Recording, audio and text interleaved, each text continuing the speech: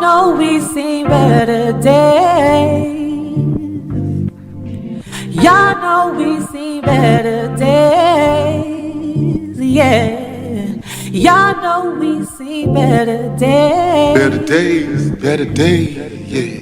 Y'all know we seen better days. I put my heart in this music cause I really feel it. And bow down to the most high, yes, YAH, he the greatest. He brought me back to my senses, gotta thank YAH. Please keep me whole, YAH, don't let me slip away. And hold my heart so my heart won't come to see my mind. You see the pain and the rain, Father, clear my eyes. I wish the world that we live in will only serve you.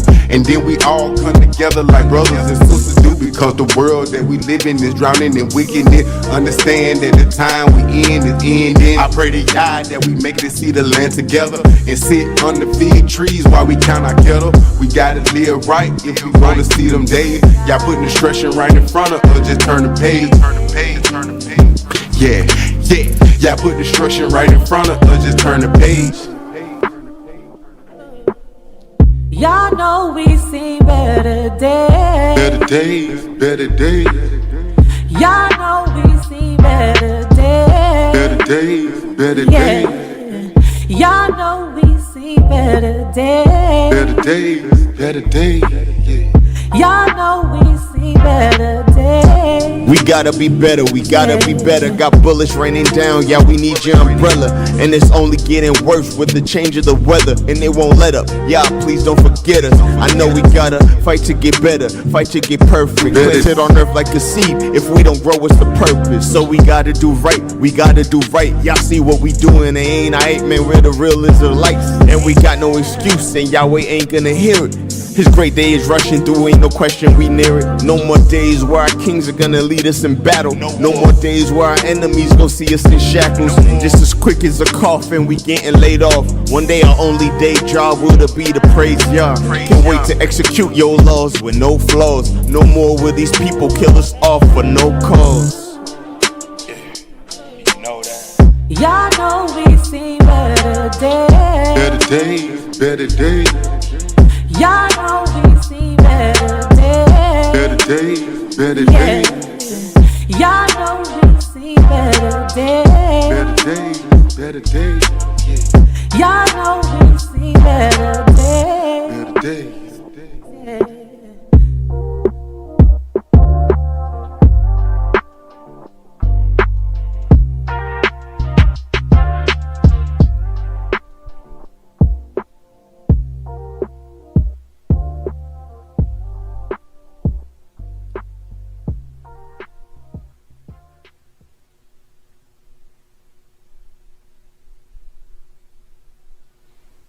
days. Better days, praise Yah. So, that was Better Days Ahead by Azania Yisrael, featuring G Yisrael, Sister Yocheved, Bat Yisrael, praise Yah, or Yocheved. Alright. All glory goes to the Almighty Elohim. Let's all turn to the east and bow our heads. Praise thee, Yah. Praise you, Almighty Elohim, the maker of the heavens, the earth, the seas, and all that in them is. You are our creator. You are the true and living Elohim. So only you can provide us with understanding for everything that you have created. So we come to you this day or this night, Yah, begging for understanding, and that you will remove any wickedness and perverseness out of our hearts and thoughts and minds, and give us clean spirit to receive all of your clean love and energy. Hallelujah. Praise the Almighty Yah. And let's get into the video. So you see the title, a history lesson, could be Bible study, but whatever you want to call it, we're going to talk about some nations throughout our history.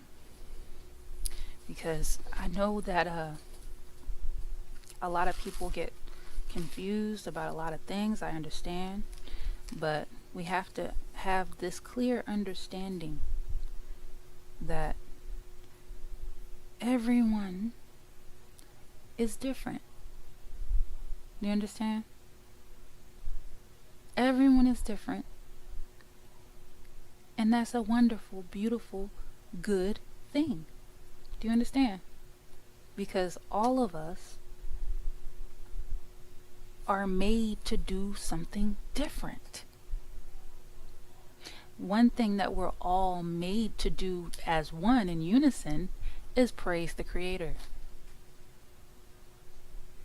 But as far as our duties and tasks upon the earth, the Most High assigns different duties to different people. Do you understand?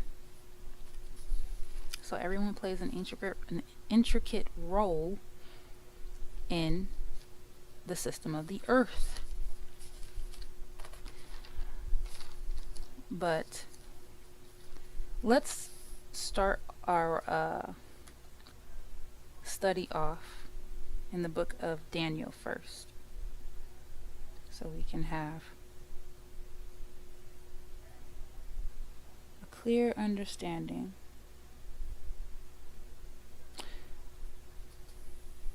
I will start in the 4th verse of Daniel chapter 12.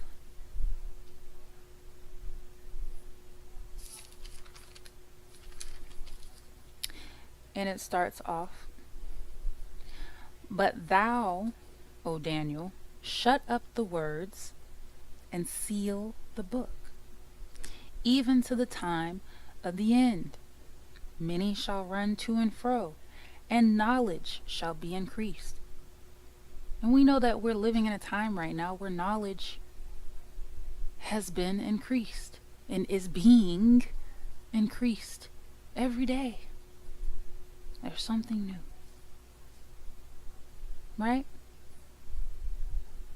Every day we learn something new.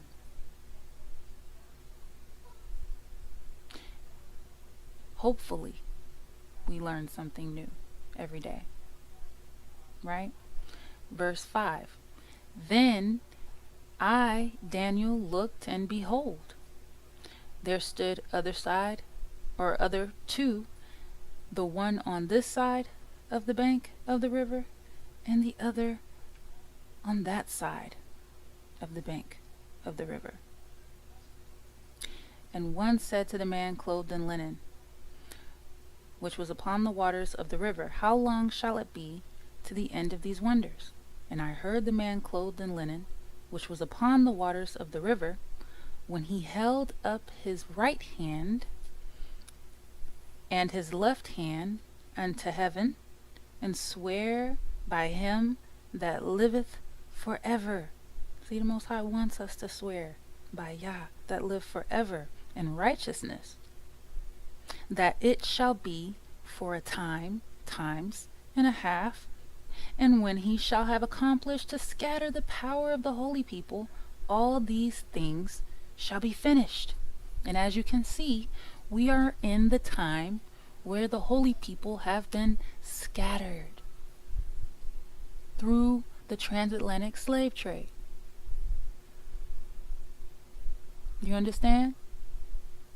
So with the increase in knowledge and the willingness to open our minds and receive good information is what helps us on this journey called life. You understand? There is nothing wrong with increasing your knowledge and your wisdom. So just so that we can be clear on that, and we all understand that we're working on the same level here, we're all receiving information, knowledge, and wisdom from the true and living Creator, right? So to get started in the actual lesson, first I want to say without the creator, we are basic evil human beings, because I see this topic coming up all the time, about how the world is so wicked, and I know the world is wicked. We all know the world is wicked. And all of the grievances that people have regarding the current system that we live in today. But you have to understand that without the creator, we are basic evil human beings. Let's turn to Jeremiah chapter 5 and verse 19. We are women scorned and men in the wild.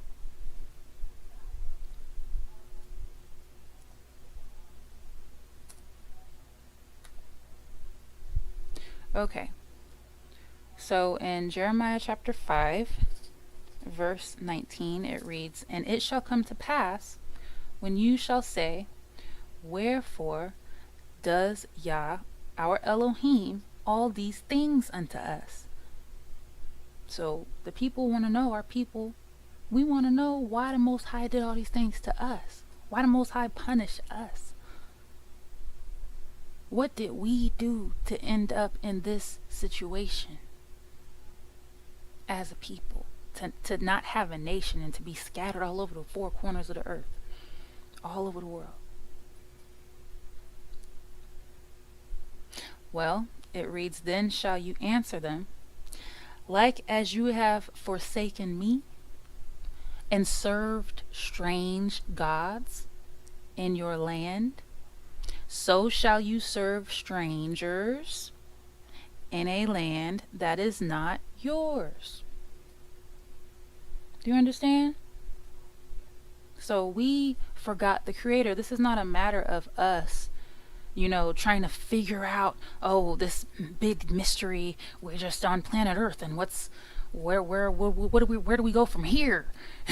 What do we do now? Well, I guess we start our own system. No. It wasn't a big bang. You understand?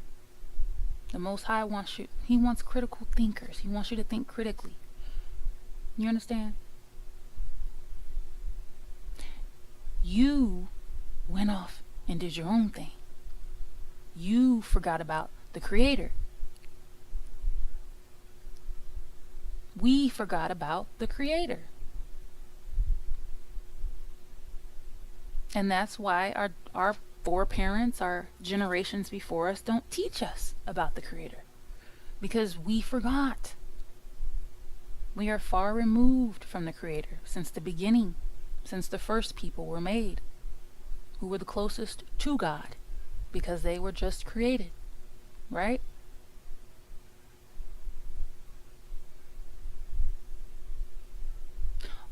All of these things are choices that we make.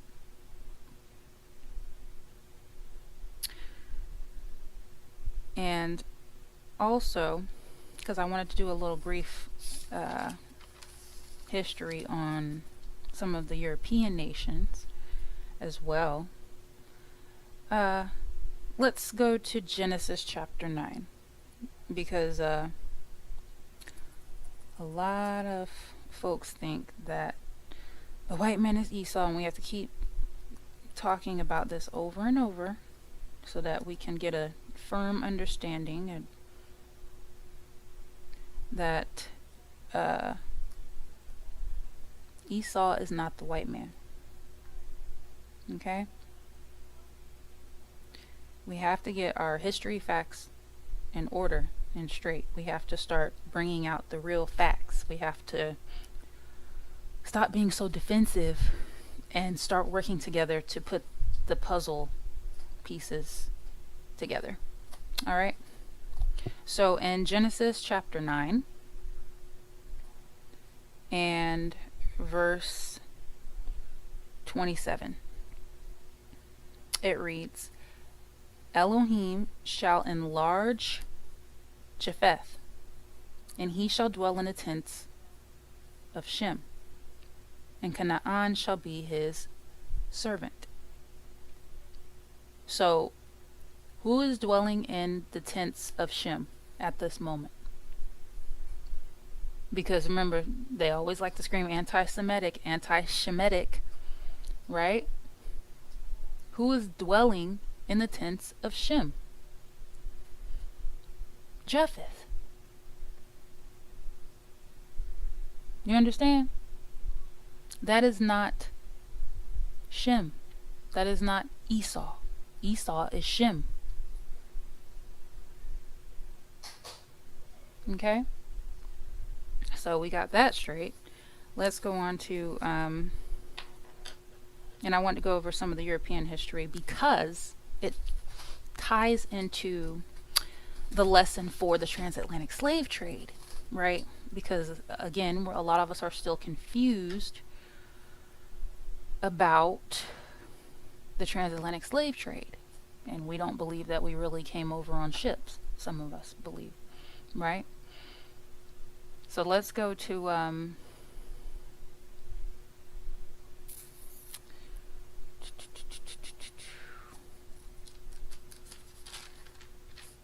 as a matter of fact, you know what?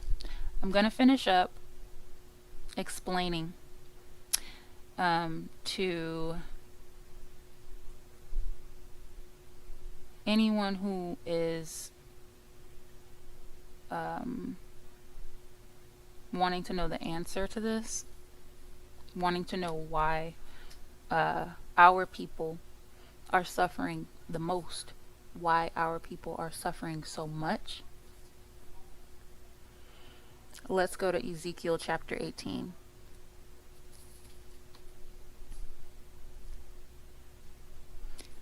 Ezekiel chapter 18.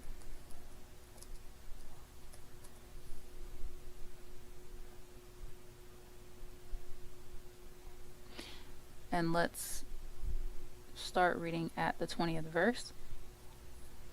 And it reads, "The soul that sinneth, it shall die. The son shall not bear the iniquity of the father, neither shall the father bear the iniquity of the son. The righteousness of the righteous shall be upon him, and the wickedness of the wicked shall be upon him. But if the wicked will turn from all his sins that he has committed, and keep all my statutes, and do that which is lawful and right, he shall surely live. He shall not die. All his transgressions that he has committed, they shall not be mentioned unto him. In his righteousness that he has done, he shall live. Have I any pleasure at all that the wicked should die? Saith YAH Elohim, and not that he should turn or return from his ways and live? Because the Most High knows that he knows that we are simple. He knows that we are foolish creatures. You understand? We could never understand or have the understanding and wisdom of the Most High. We could never know the things that the Most High knows. We are very simple creatures without the Creator. We're simple with the Creator. But we're better than we were. But without the Creator, all we are is simple. All we are is foolish. You understand? This is what happens when we don't have the Creator. In verse 24 it reads, "But when the righteous turn away from his righteousness, and commits iniquity, and does according to all the abominations that the wicked man does, shall he live? All his righteousness that he has done shall not be mentioned. In his trespass that he has trespassed, and in his sin that he has sinned, in them shall he die." Why? Why is it so much harder for you when you want to do the right thing? Because you know better. You know better. That's why it's harder for you. It's like being the eldest child. You know better. You have more understanding. You have more wisdom. You have more knowledge. So for you to go out and do the simple things of the average individual who doesn't have your understanding is worse. Is worse for you, because at least they could say they didn't know. It doesn't mean they won't be punished. It just means your punishment will be worse. You will die. You understand? The Most High wants the wicked to turn from their wickedness, so we can move forward in the earth, so we can access our higher power finally and get with the Creator's program, right? The Most High says in verse 25, "Yet you say, the way of YAH is not equal. Hear now, O house of Israel, is not my way equal? Are not your ways unequal? When a righteous man turns away from his righteousness and commits iniquity and dies in them, for his iniquity that he has done shall he die. Again, when the wicked man turns away from his wickedness that he has committed and does that which is lawful and right, he shall save his soul alive, because he considered and turned away from all his transgressions that he hath committed. He shall surely live, he shall not die, because he considered." And that's what it's all about. You have to be able to apply your critical thinking skills. You're going to have to consider certain things. Why were we set up in this maze? Why have we been here so long? What are we supposed to be doing? I wonder what else we are capable of or able to do on a higher level, right?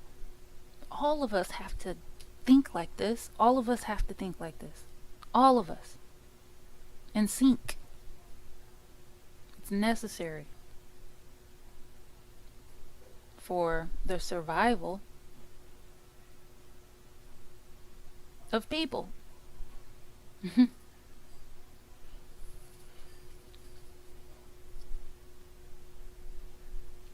So let's go to Psalm 39. Let's go to Psalm 39. And I'm going to read verse 7. It says, "And now, Yah, what wait I for? My hope is in you." We have to have hope in the Most High. We have to have hope in the Creator. These lessons and the Most High's laws teach us how to have more hope. You understand? So let's go to and also I have to let you know,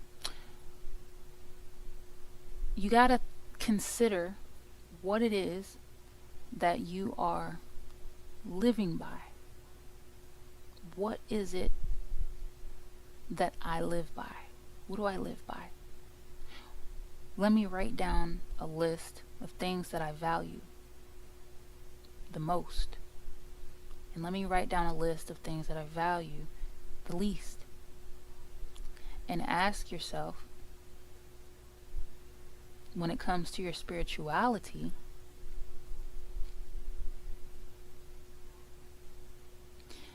is it something that you have to die for in order to obtain, or does it offer everlasting life without having to die first? Do you have to die in order to receive your blessing? Think about it. Or is it something that you can receive on the earth, directly from the Creator, without having to die and go to another place, like heaven, right? Or go down to hell and burn in fire for all eternity? Ask yourself, what is this that I'm believing in? What is this that I'm putting my faith in? Right?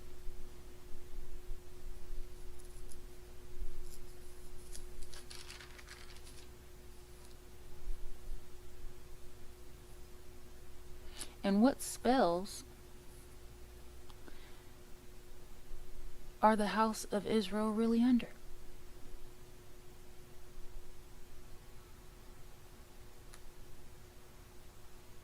Well, let's go to Deuteronomy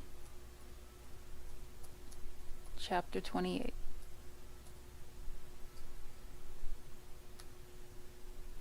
And let's start at verse 15. And it reads, "But it shall come to pass, if thou wilt not hearken unto the voice of YAH thy Elohim, to observe to do all his commandments and his statutes, which I command you this day, that all these curses shall come upon you and overtake you. Cursed shall you be in the city, and cursed shall you be in the field. Cursed shall be your basket and your store. Cursed shall be the fruit of your body and the fruit of your land, the increase of your kine, and the flocks of your sheep. Cursed shall you be when you come in, and cursed shall you be when you go out. YAH shall send upon you cursing, vexation, and rebuke, in all that you set your hand unto for to do, until you be destroyed, and until you perish quickly because of the wickedness of your doings, whereby you have forsaken me." So, the Most High is letting us know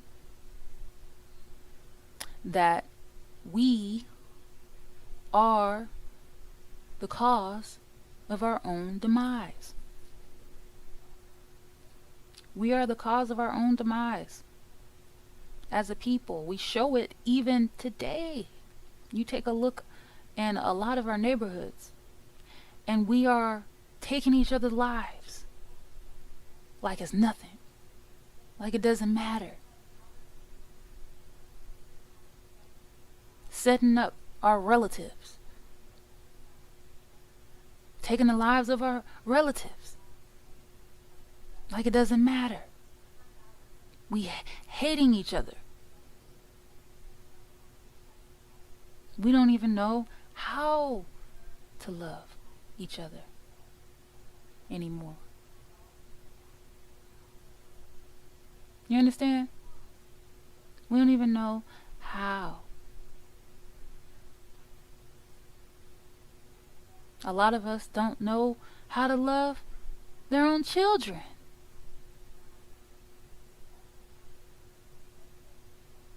And it's really sad. But you have to understand, this is a part of our curses. So if we're still acting like that, we are still embracing our curses. Whether you like it or not, whether you admit it or not, whether you realize it or not.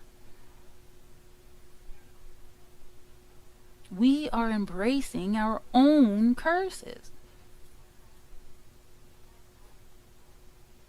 You can let them go. You don't have to have those curses on you. You don't have to hate your brother. You don't have to hate your sister. You understand? You don't have to. These are choices.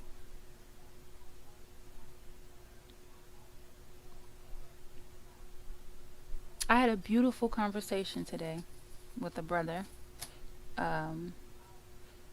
earlier today on my way back home.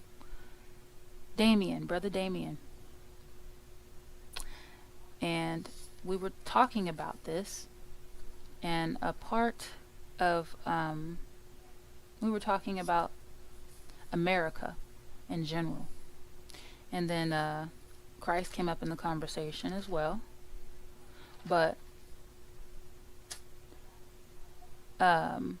nevertheless, we had a wonderful conversation, and I told him I was going to bring up one of the topics that we talked about in our conversation, which was Israel's captivity when we fell, when we lost the war. Right? When we lost the war.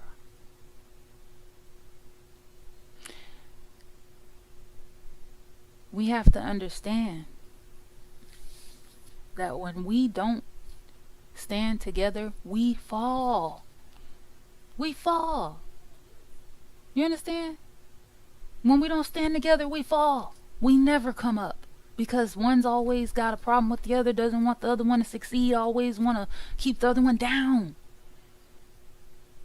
For what?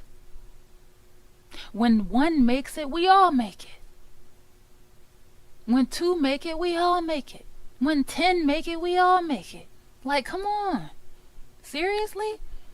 This is a team. And y'all know how black people get when we get on teams. We conquer. Do you understand? We conquer. So why can't we get on one accord and on one team right now? Well, you just heard me read in Deuteronomy 28, verses 15 through 20, the curses that we're under by our own choice. Right? We are the reason we are in this predicament. Because we didn't take our position in the world seriously. We are responsible for the state of the world today. Everyone follows us. So we have a choice, and we just have to be willing to remember and accept that we are the reason we made those choices in the world. Okay? They caught us slipping. We fell off. You understand? As leaders, we cannot conduct ourselves as heathens. This is a part of the problem. You understand? Let's turn our word to Jeremiah chapter 10. Let's go to Jeremiah chapter 10.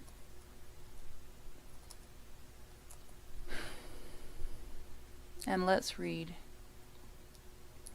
starting in verse 1. So it says, "Hear you the word which YAH speaks unto you, O house of Israel."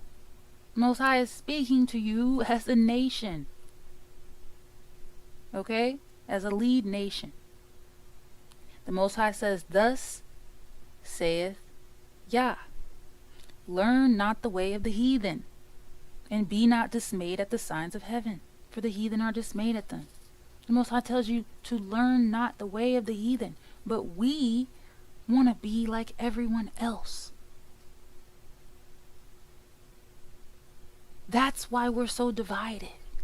Because you have this person that wants to be over here, you got that person that wants to be over there, and they say, "I'm from this place over here, and I'm from that place, and I serve this God, and we do this type of ritual," and we don't want to come together as one nation with our own culture, with our own ethnicity. We are the Hebrew Israelites. It's crystal clear. Nobody else has, you can't name not one nation on this planet that suffered the curses of Deuteronomy 28. Isn't it obvious? We just don't want to accept it. Right?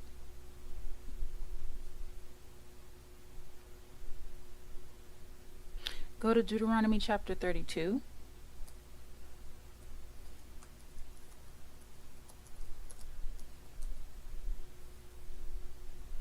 I'm going to start at verse 5. And it reads, listen closely, open your mind and listen. Don't be defensive. Listen. Verse 5 reads, they have corrupted themselves. Their spot is not the spot of his children. They are a perverse and crooked generation. Are we not living in that generation that is perverse and crooked? Can you deny that we're living in that generation? People don't even identify. You got a lot of our people talk about not identifying as a gender. You got some of our people, they're not even identifying as black. You hear me? People looking right at you. And you're like, I'm not black. You feel me? Like, come on. Seriously? This is a perverse and crooked generation. See, back in the day, in ancient times, they knew who they were. They had their history. They knew exactly who they were as a people. But we don't even know who we are today. We just gone in done every little wayward thing. Clearly, we are scattered and lost. Verse 6. Do you thus requite YAH? O foolish people and unwise, is not he your father that has bought you? Has he not made you and established you? Remember the days of old. Consider the years of many generations. Ask your father, and he will show you. Your elders, and they will tell you.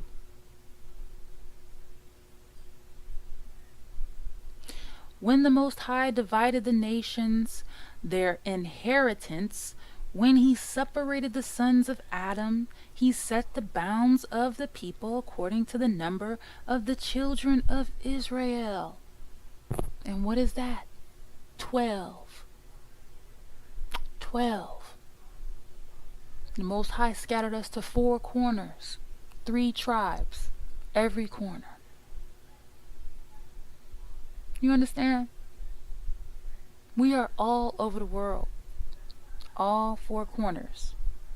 Praise Yah. Verse 9. For Yah's portion is his people. Jacob is the lot of his inheritance.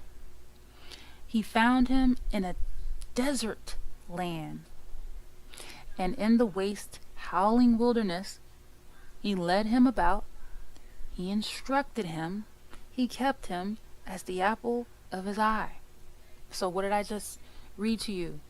Remember what we talked about in the beginning of the video, that we are just basic evil human beings without the Creator. So just because we are the children or the chosen to be the lead nation over the planet Earth does not mean that we should get haughty and arrogant. This current administration is showing you exactly how not to be. When you are a leader, you have to be able to understand a lot of things. And you have to be able to hear out everyone. That's a big responsibility, right? It's a huge responsibility. And so you cannot take that lightly. You can't take that lightly. Because you see what we are when we don't have the Creator with us. You see the state of our community, in our neighborhoods, and our attitudes towards each other, a lot of us.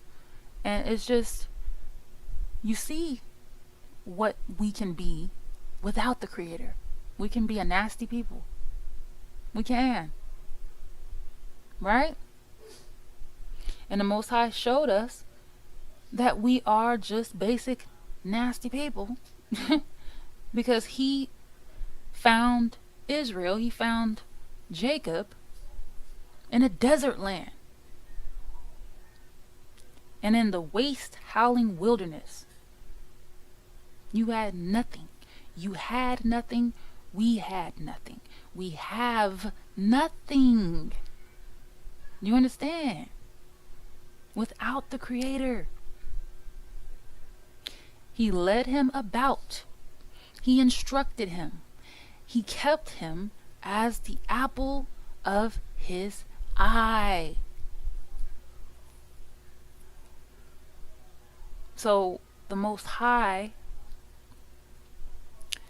chose him in the desert. The Most High chose him with nothing, at the bottom, with everyone else, just like everyone else. And the Most High led him and raised him up, just like the Most High does with all nations. Now, did the Most High deal with the nations face to face and all of those things like He has with our forefathers? No. But the Most High uses all the nations because they are the Most High's creation. You understand?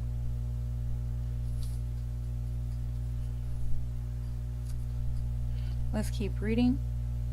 In verse 11 it reads, "As an eagle stirs up her nest, flutters over her young, spreads abroad her wings, takes them, bears them on her wings, so YAH alone did lead him, and there was no strange God with him."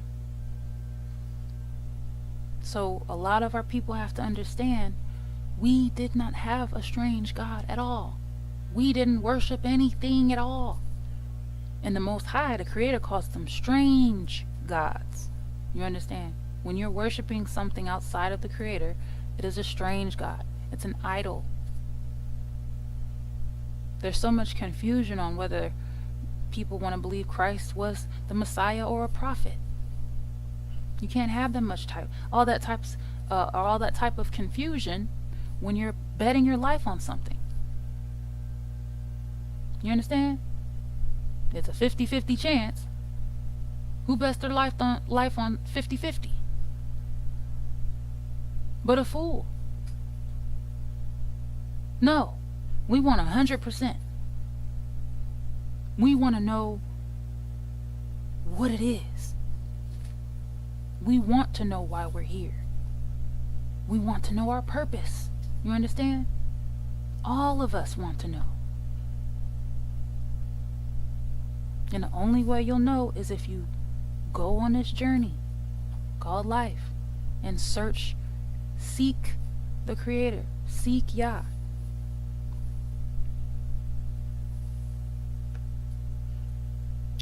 But there was no strange God that was with us at all. We had a clean slate. Verse 13, "He made him ride on the high places of the earth, that he might eat the increase of the fields. And he made him to suck honey out of the rock and oil out of the flinty rock, butter of kine and milk of sheep with fat of lambs, and rams of the breed of Bashan, and goats with the fat of kidneys, of wheat, and you did drink the pure blood of the grape. So this experience that we had as a people, right? This is before we were ever called slaves. Ever. You understand?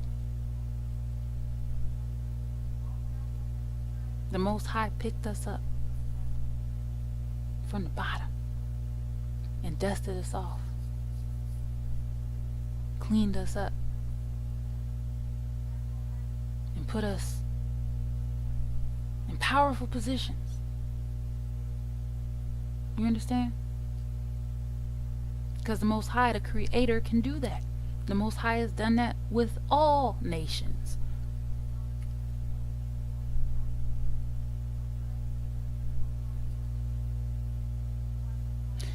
In verse 15, it reads, "But Yeshurun waxed fat and kicked. Thou art waxen fat, thou art grown thick, thou art covered with fatness. Then he forsook Elohim, which made him, and lightly esteemed the rock of his salvation." See? And this is why we are at the bottom. Our people are at the bottom, because we were the only nation that the Most High gave these laws, statutes, and commandments to. We were the only nation that had this secret knowledge. And that's why we have to suffer the most, because we knew better. You understand? That's why we can't say it's not fair, because we knew better. And the Most High told our ancestors what would happen if we were to disobey the Creator and turn from the laws that He'd given us upon the earth. And they still went against the Creator. You understand? That's the type of people we are, even to this day. We will hear the knowledge. Some of us might even understand it, but we will reject it. We still will reject it.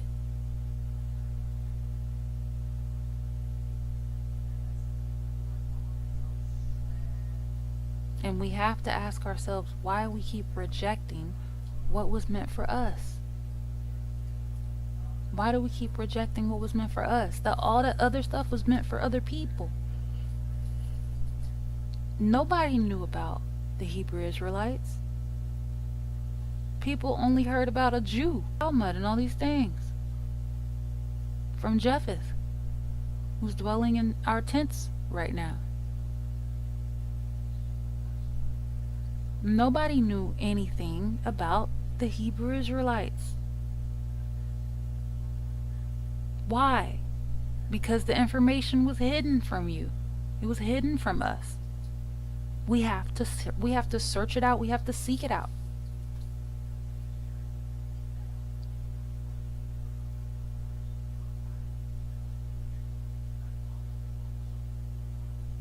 And we can't continue rejecting it. We cannot continue rejecting the knowledge that we're receiving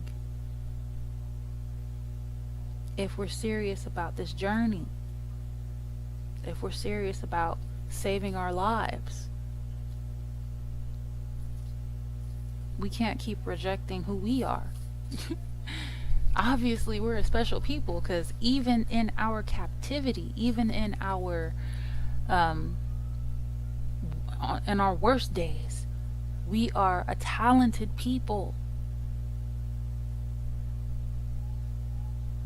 a highly revered people.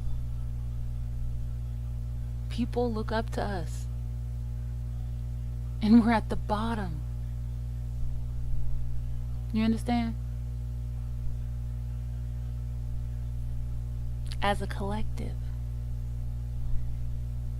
right? And we have to, it's a part of our duty to bring ourselves back up. I know it's hard work, y'all. It's hard. But we have to pull ourselves back up. We really do. We got to pull ourselves back up. Because we can't continue just being slaves in the world. This is not right. For us to continue down this path, we have to move forward, y'all.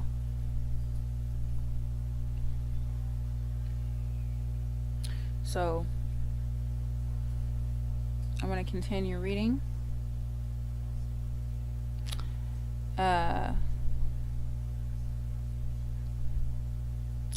Verse 16.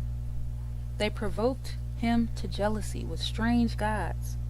With abominations provoked they him to anger. See, we provoke the Most High to anger with strange gods.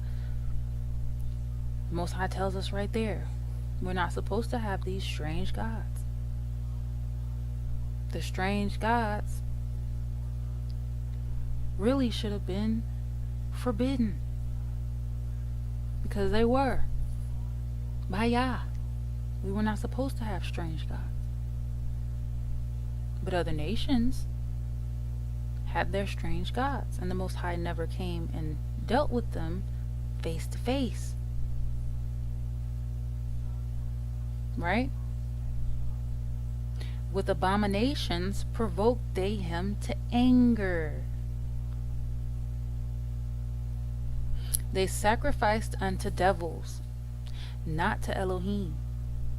That means we were doing all types of abominations. We were sacrificing humans to gods whom they knew not, to new gods that came newly up, whom your fathers feared not.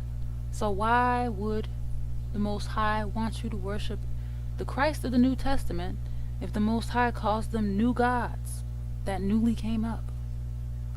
These gods we had not known. New gods. Not even the old gods of Mesopotamia, and Canaan, those people, those nations.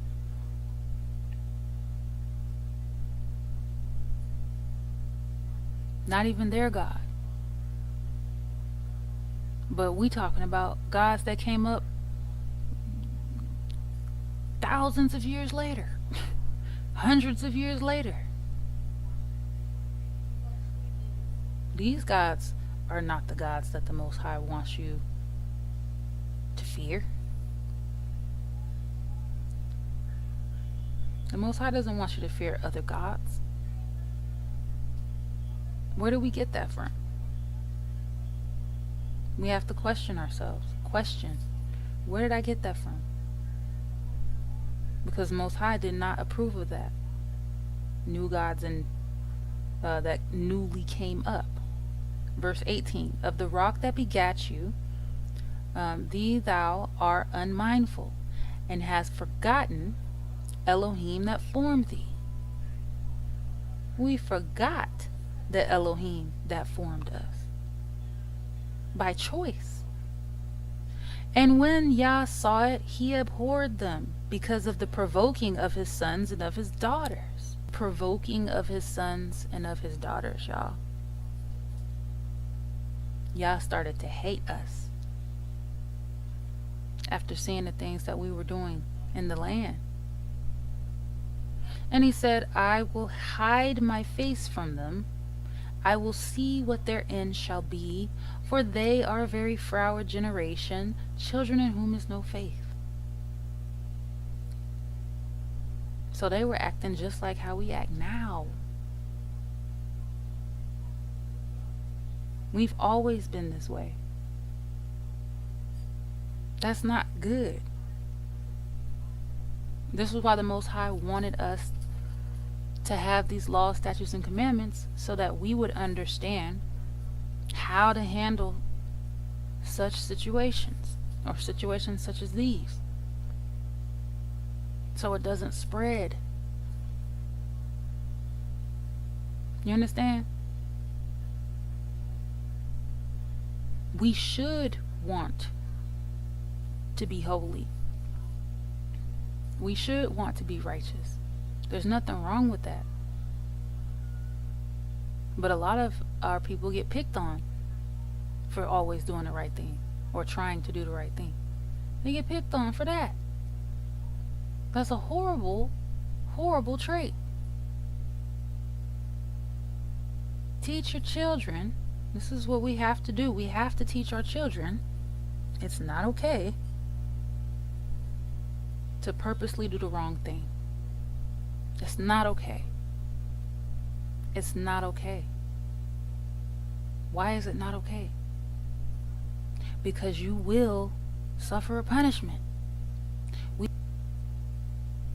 Because the Most High will punish us with his wrath, like he has done many times.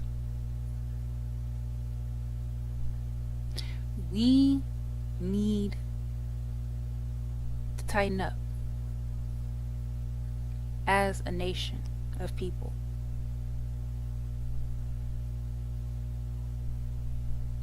Verse 21. They have moved me to jealousy with that which is not Elohim. They have provoked me to anger with their vanities, and I will move them to jealousy with those which are not a people. I will provoke them to anger with a foolish nation. Is that not where you are today? Is that not who's in charge of the world today? Even though that's changing because the power is slipping. But this is the nation, America, right? The nation that is foolish.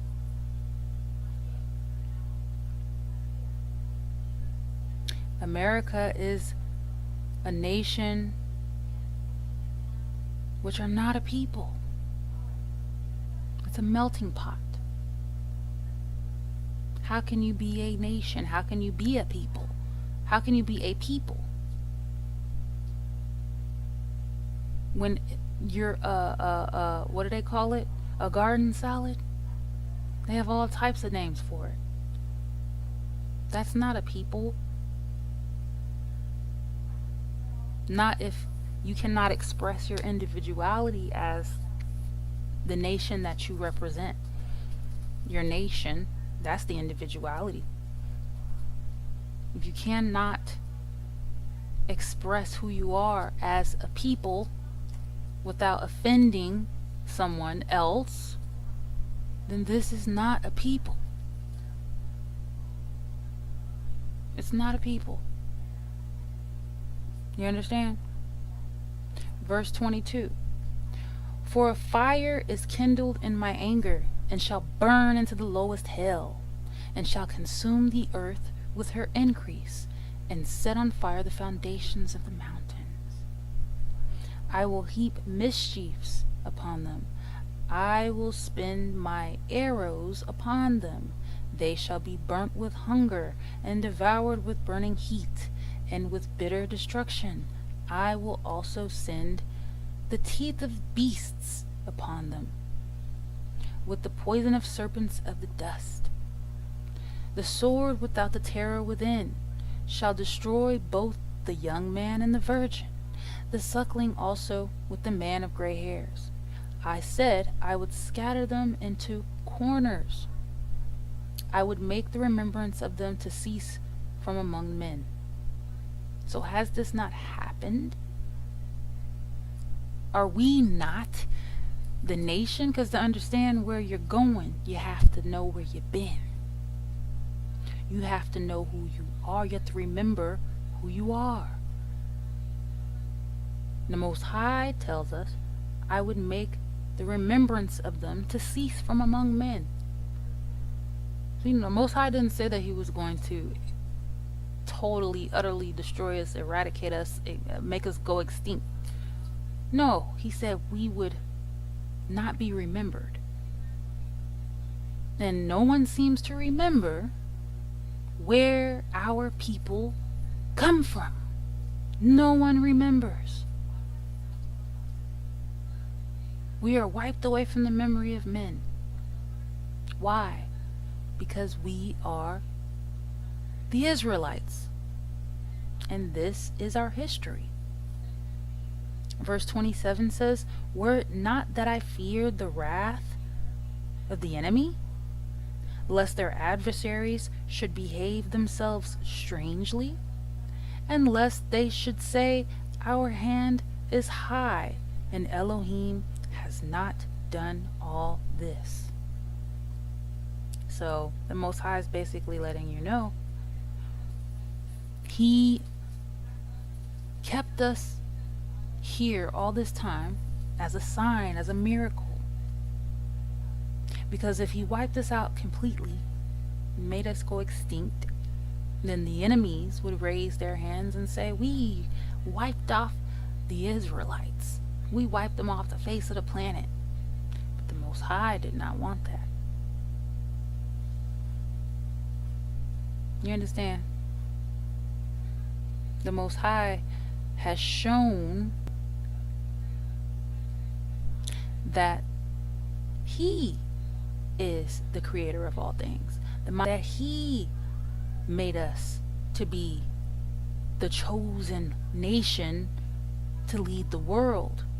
The Most High has shown us, because we're at the bottom, we're witnesses to all these things. The Most High has shown us that He cut off our memory, and no man remembers us. We don't remember ourselves. The Most High has done this. It's by His hand. The Most High scattered us. The Most High just wants you to know. The Most High confirms that all of these things were done at the hands of YAH, not by the enemy.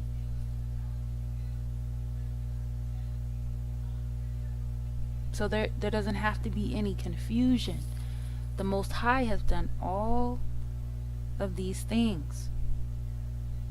You understand?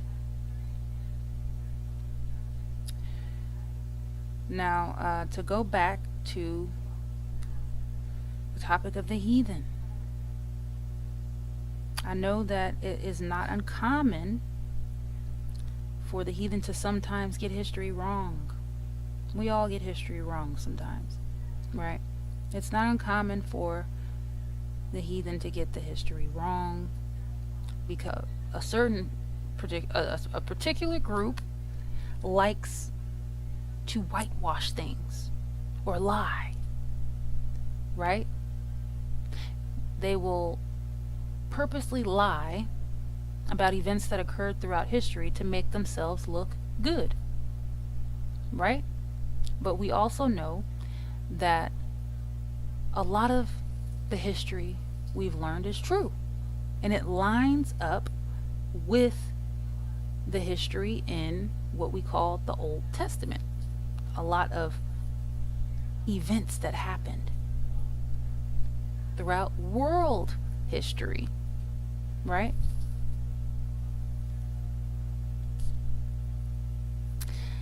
So now let's talk about Greece and Egypt first, because Greece and Egypt, they had a well-known relationship, right? So the Grecians had been around the ancient Egyptians after we had left Egypt, but we also had a relationship with the Greeks, right? The Hebrews also traded with the Greeks. But we also understand, and Greece is Javan. That is one of Japheth's 7 sons. So Greece was just kind of around everybody. You know what I'm saying? They're doing business all over the place. And then you had the other tribes, the Indo-Europeans and those Celts, the Germanic tribes and all of them, right? a lot of people like to, and this is why I brought up the topic of Japheth in the beginning, and I was talking about how he's dwelling in the tents of Shem. He's not Esau, right? Because we know that we had these encounters with Esau, but we did not have encounters with who put us in the transatlantic slave trade, or let me not say who put us in the transatlantic slave trade, who brought us the Americas, that tribe of people, right? Because those were not the Grecians. You have to understand those people, because the Most High tells us that we were going to be taken away in Deuteronomy 28 by a nation that we had not known, right? So those people that we had not really known would have been like the Indo-Europeans, the Germanic peoples. Those people would have been people that Israel, ancient Israel, we had not known. You understand? And they come from Japheth's sons as well. They are not Esau. We know Esau. Esau is our brother. So once you start that, you have more than one enemy. You understand? You have more than one enemy. You're so used to dealing with a lot of us, especially a lot of our brothers.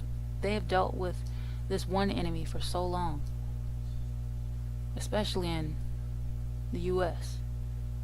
They have dealt with this one enemy for so long that they look at him like he's everything to hate.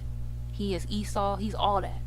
And I understand your frustration, but you have to understand the history that the Most High gave us tells us that he is not your brother.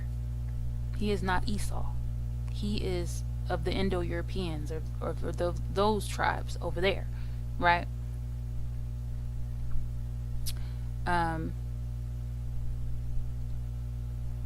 We hadn't even seen whiteness until we get to Exodus chapter 4. Let's go to Exodus chapter 4. We had not seen white people or any white skin like that until Exodus chapter 4.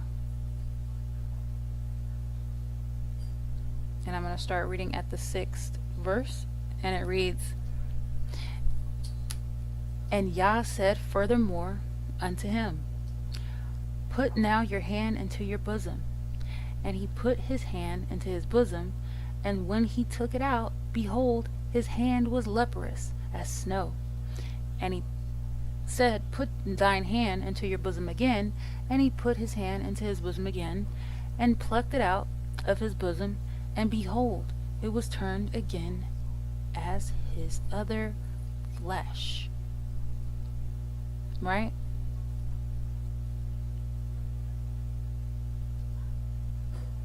"And it shall come to pass, if they will not believe you, neither hearken to the voice of the first sign, that they will believe the voice of the latter sign. And it shall come to pass, if they will not believe also these two signs, neither hearken unto your voice, that you shall take of the water of the river, and pour it upon the dry land. And the water which you take out of the river shall become blood upon the dry land. And Moses said unto YAH, O my Elohim, O YAH, O Master, I am not eloquent, neither heretofore, nor since you have spoken unto your servant, but I am slow of speech and of a slow tongue." I understand. Verse 11, "And YAH said unto him, Who has made man's mouth? Or who makes the dumb, or deaf, or seeing, or the blind? Have not I, YAH?" So the Most High is letting him know he doesn't have to fear when he speaks before the people. The Most High is going to use him to speak to the people. Praise YAH. This is our forefather, right? We have a whole history, right? Our history doesn't stop in American history. You okay? You got to go all the way back to find our history. Verse 12. Now therefore go, and I will be with your mouth, and teach you what thou shalt say. And he said, O my YAH, send, I beg you, by the hand of him whom you will send. And the anger of YAH was kindled against Moses. And he said, Is not Aaron the Levite your brother? I know that he can speak well. And also, behold, he comes forth to meet you.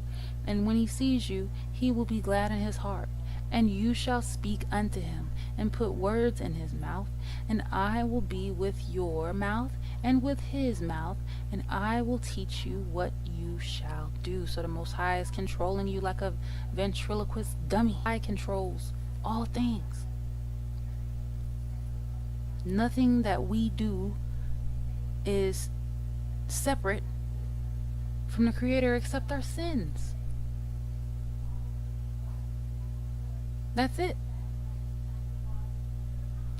When we are sinning, we are separating ourselves from the Creator. But the closer we get to the Creator, the more we start to see miracles, and we start to see things start changing for the better, right?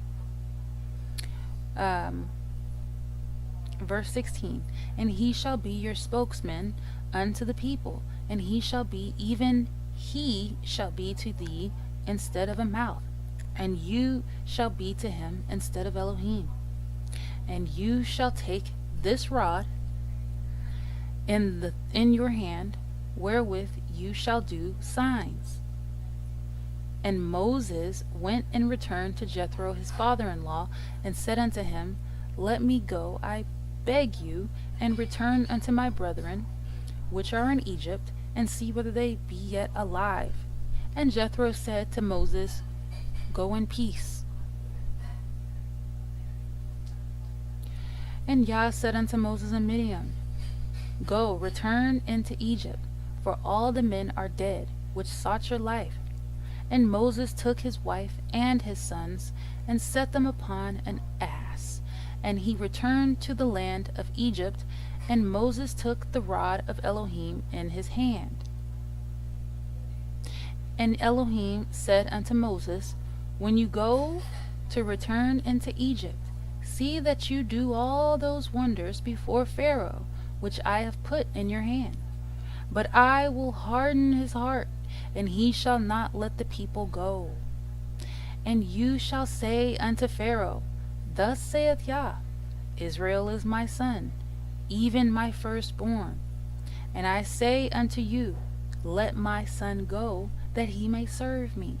And if you refuse to let him go, behold, I will slay your son, even your firstborn. And it came to pass by the way in the end, that YAH met him and sought to kill him, because he was wroth with him. He hadn't circumcised his son, right? And then, because that's an everlasting covenant. Then Zipporah took a sharp knife, or a sharp stone, and cut off the foreskin of her son, and cast it at his feet, and said, Surely a bloody husband are you to me. Right? She was displeased with him. Right? So he let him go. Then she said, A bloody husband you are, because of the circumcision. And YAH said to Aaron, Go into the wilderness to meet Moses. And he went and met him in the mount of Elohim, and kissed him. And Moses told Aaron all the words of YAH, who had sent him, and all the signs which he had commanded him. And Moses and Aaron went and gathered together all the elders of the children of Israel.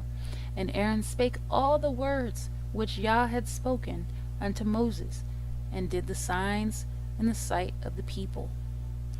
And the people believed, and when they heard that YAH had visited the children of Israel, and that he had looked upon their affliction.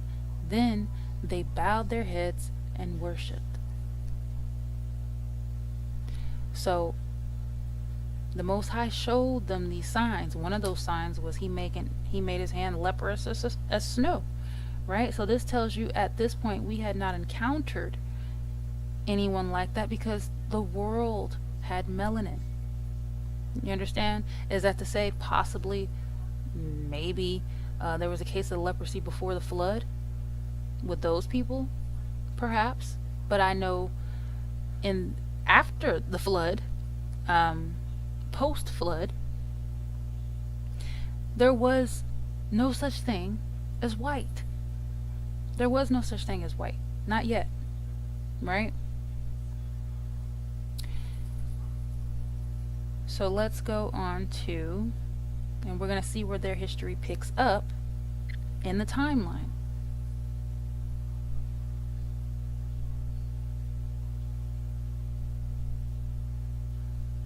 Okay, so let's go to Numbers chapter 12.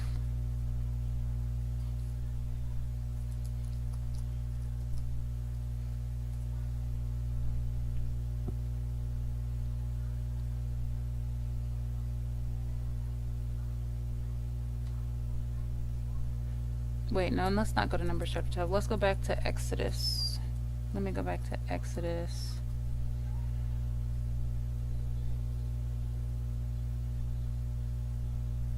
Chapter 5. Alright?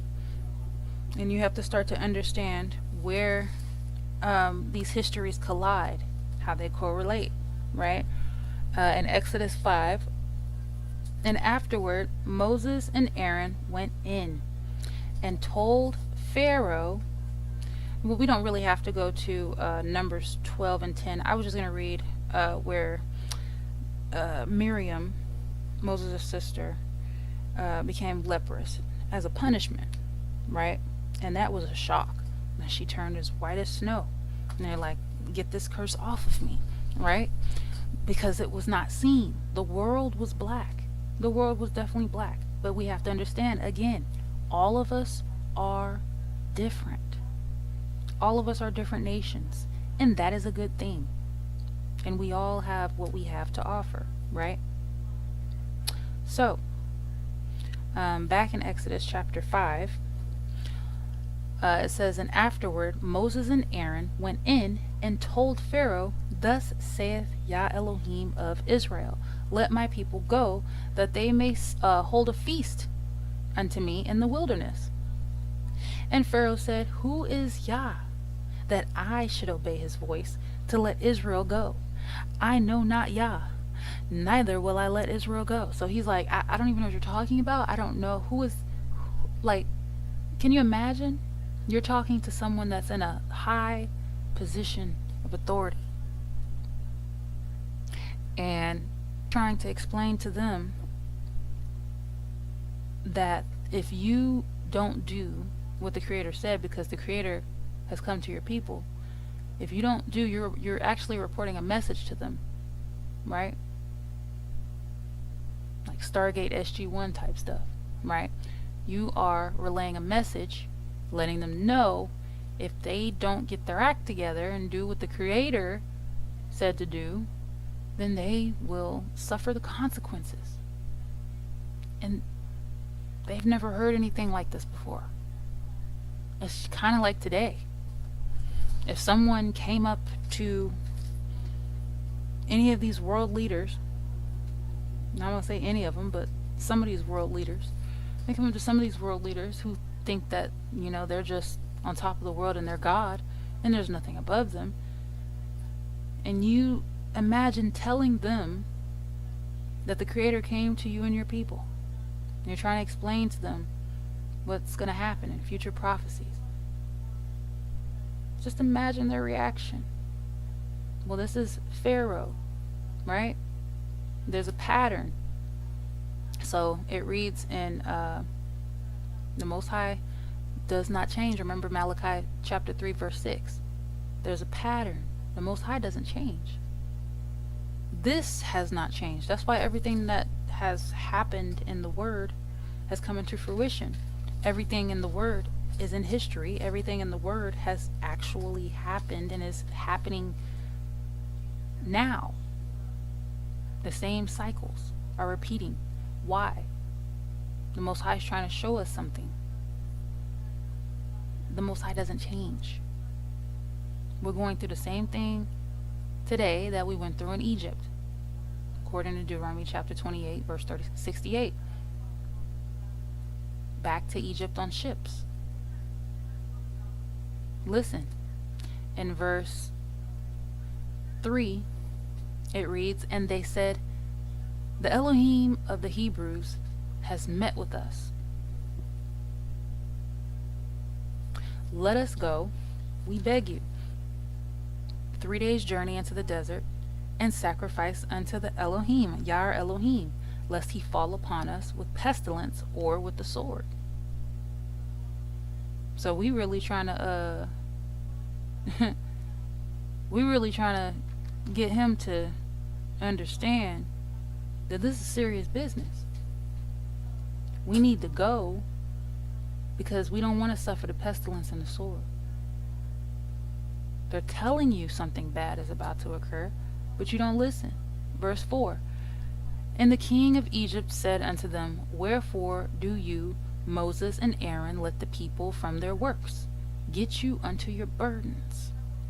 Sound familiar?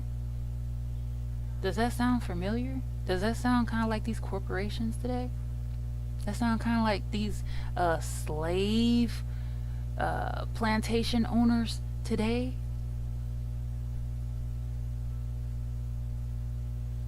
Get back to work.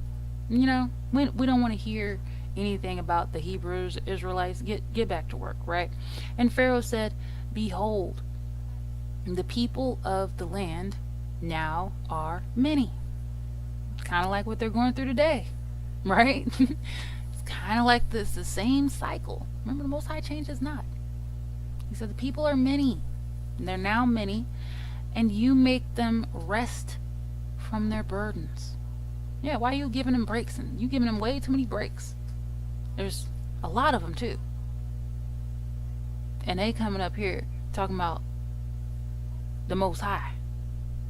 And they need to go serve their God. Verse 6, "And Pharaoh commanded the same day the taskmasters of the people and their officers, saying, You shall no more give the people straw to make brick, as heretofore. Let them go and gather straw for themselves." Sound familiar? Pull yourselves up by your bootstraps. Pull yourselves up. So are we starting to see the pattern in the kingdoms? We're starting to see the pattern in this history, how it lines up and how they're exactly the same, right? Verse 8, "And the tail of the bricks, which they did make heretofore, you shall lay upon them. You shall not diminish aught thereof, for they be idle, they're lazy. Therefore they cry, saying, Let us go and sacrifice to our Elohim." Because they ain't got enough to do. So you got too much time on your hands trying to serve your God. You got too much time on your hands trying to serve your Creator. You need more work. Right? Because we were what? Slaves. Even in Egypt. This isn't our first go round. Verse 9. "Let their more work be laid upon the men, that they may labor therein, and let them not regard vain words." See? "And the taskmasters of the people went out, and their officers, and they spake to the people, saying, Thus saith Pharaoh, I will not give you straw." And he didn't even want them having a conversation. You don't want them slaves out there talking. They don't need to have no conversations. I want you to understand, okay? Because this is how it was even in chattel slavery in the Americas, right? They took their whole playbook. Don't you understand? These people took their playbook from the land of Egypt. These people made a pact with these other gods, each other's gods, together, that they were going to keep us at the bottom. That's why you have the all-seeing eye and the pyramids on the money and the American dollar, and you have all this Illuminati stuff, all this talk of Illuminati, and the eye of these idols, and all of that. Because they took the playbook of Egypt to keep you at the bottom. That's why. You understand?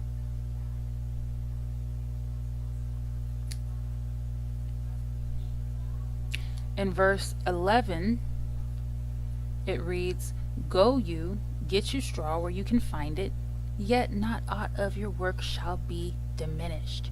So the people were scattered abroad throughout all the land of Egypt to gather stubble instead of straw.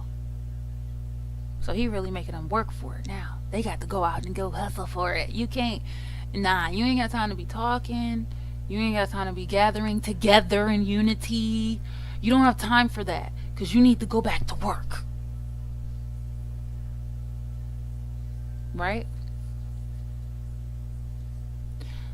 Verse 14 says, "And the officers of the children of Israel, which Pharaoh's taskmasters had set over them, were beaten and demanded, Wherefore have you not fulfilled your task in making brick both yesterday and today as heretofore?" So you didn't even reach the limit of what you're supposed to have reached.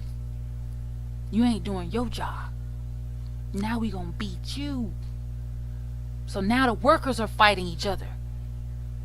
The ones that's actually getting paid. The higher ups. They fighting each other. Right? Verse 15. "The officers of the children of Israel came and cried unto Pharaoh, saying, Where dealest you thus with your servants? There is no straw given unto your servants. And they say to us, Make brick. And behold, your servants are beaten, but the fault is your own people." So the higher ups of the Israelites are telling him it's out of control now. Right? They are upset. These I hate using this word, but if the shoe fits, wear it. These are the coons. You understand? These are the coons. They look for favor in the oppressor. They look for the oppressor's favor. They want to be accepted by the oppressor. It means that much to them if they can just always live under the oppressor. Kind of like what Samuel Jackson played in the movie Django. You know? And it hasn't changed till this day. There's something higher than the oppressor. There's someone higher than the oppressor, someone who will actually save you, someone who will actually love you, someone who will actually accept you. You understand?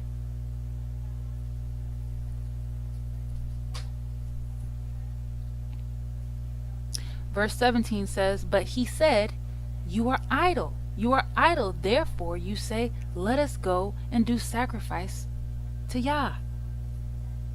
Go therefore now and work, for there shall no straw be given you, yet shall you deliver the tale of bricks." And the officers of the children of Israel did see that they were in evil case. And after it was said, You shall not diminish aught from your bricks of your daily task. And they met Moses and Aaron, who stood in the way, as they came forth from Pharaoh. And they said unto him, Yah look upon you and judge, because you have made our savor to be abhorred in the eyes of Pharaoh, and in the eyes of his servants, to put a sword in their hand to slay us. And Moses returned unto Yah and said, Yah, wherefore have you so evil entreated this people? Why is it that you have sent me? For since I came to Pharaoh to speak in your name, he has done evil to this people. Neither have you delivered your people at all. So, everything that you're seeing on social media, all these things that are going on today, nothing new under the sun. You understand? We're waking up to things that we had not known. It's new to us. But these things have happened before. You understand? And this is what the Most High wants us to understand. It's a repetitive cycle. This is a repetitive cycle that we keep doing over and over. Not reincarnation, but it's the same program on this earth. When you don't go by the Most High's program, you go by man's program, and man's program looks exactly like it does today and like in Egypt. There's no distinction. And the same goes for Babylon and the other captivities. During all these captivities, it's been the same events. The same events have been occurring. And how do we know what's going to happen next? Because it's predictable. The same thing happens over and over. And man is always trying to trick us. You understand?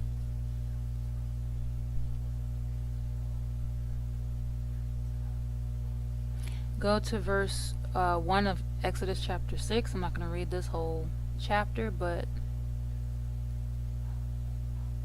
I'm going to stop at... Yes. Okay.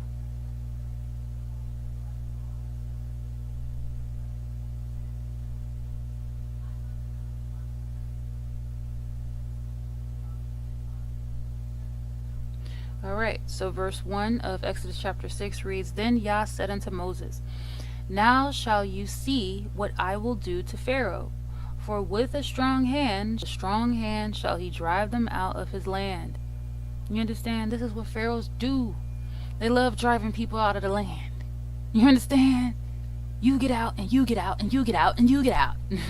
Get out. This is what pharaohs do. We are in a time of Pharaoh. Right? But it says, Then Yah said unto Moses, Now shall you see what I will do to Pharaoh, for with a strong hand shall he let them go, and with a strong hand shall he drive them out of his land. And verse 2, And Elohim spake unto Moses, and said unto him, I am Yah. This is the Creator, right? Speaking to our ancient ancestors. They recorded this. And just because our ancient ancestors recorded this, and this is top secret history, top secret files, top secret information, right? Doesn't mean that it didn't happen. Doesn't mean that this isn't real. Just because it's not taken seriously, it's taken lightly. But these are real accounts. Verse 3 reads, And I appeared unto Abraham, unto Isaac, and unto Jacob, by the name of Elohim Almighty, By my name, Yehovah, or Yahweh, was I not known to them. Right? Because we call the Most High many different names. I understand a lot of our brothers and sisters are still caught up in worshiping the idols, but at the end of the day, we're still all calling him by the names of idols. You understand? We're all still calling the Most High by the names of idols. We've lost our tongue. But are you speaking to the Creator? Are you speaking to the Creator, the Elohim of Abraham, Isaac, and Jacob? Are you speaking to the God of heaven?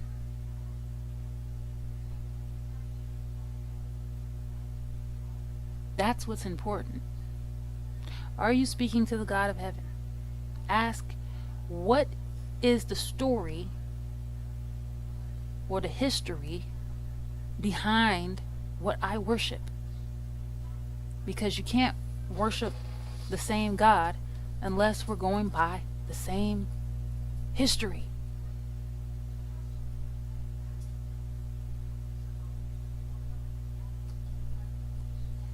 The true history.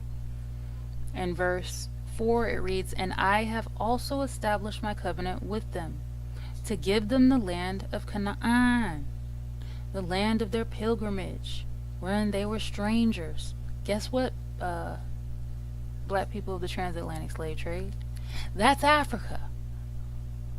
That would be Africa. You understand? That would be Mama Africa. Okay?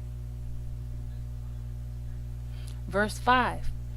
"And I have also heard the groaning of the children of Israel, whom the Egyptians keep in bondage, and I have remembered my covenant." So we're groaning. We're groaning, just like kind of like what we're doing today. We're groaning. We're complaining about this current state of society and the system and all this stuff. We're groaning. We're crying. We're praying, calling out to Yah. Some of us, right? We are groaning, and the Most High hears us groaning. And he remembered the covenant that he made with our ancestors. And this is going to happen again. Verse 6. "Wherefore say unto the children of Israel, I am Yah, and I will bring you out from under the burdens of the Egyptians, and I will rid you out of their bondage, and I will redeem you with a stretched out arm and with great judgments." See, this is not new. The Most High always does this. Whenever he releases us, sets us free, we're like a caged bird by Maya Angelou. Like a caged bird.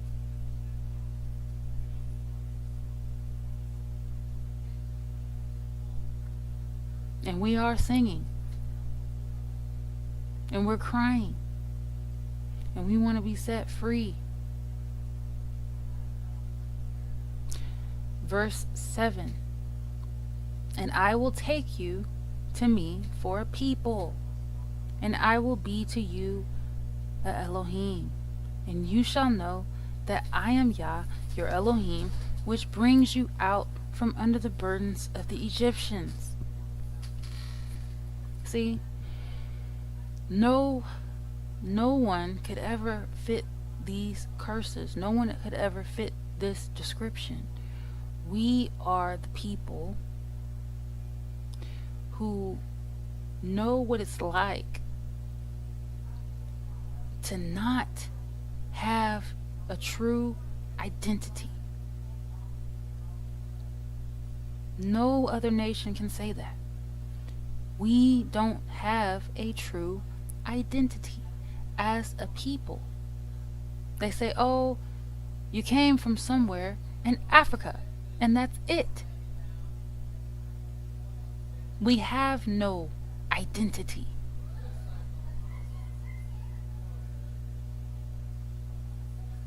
And this is what a lot of us yearn for.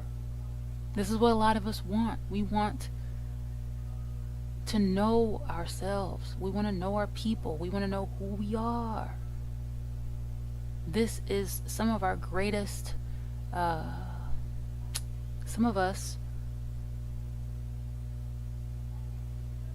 you know, this might be the greatest pinnacle for some of us to reach, like knowing who we are, having our identity. That's a whole goal. You can't even start as one people, as a unit, without knowing who you are, without having an identity. Because when groups get together, what do? They name themselves. Groups name themselves. You have MAGA. You have Antifa. You have the NAACP. Right? You have the names of teams. When groups come together, they name themselves. When you you have to have a common identity. Every nation has a common identity. We can't come together if we're all somewhere else. We can work together. That doesn't mean you can't work together. But you cannot form a nation without first knowing who you are. You understand? And it's not about adopting other nations' identities. It's about finding your own with your people and learning to be one. Right? We have to do that inner work first, and then we can do the outer work. We have to do the research. We have to learn for ourselves who we are. We have to get deep down into it. And this goes for anyone who wants to really have a true sense of self. You have to really study who you are, your people, right? And then you can move from there as a unit. That's always a good thing in righteousness, right? So, verse 8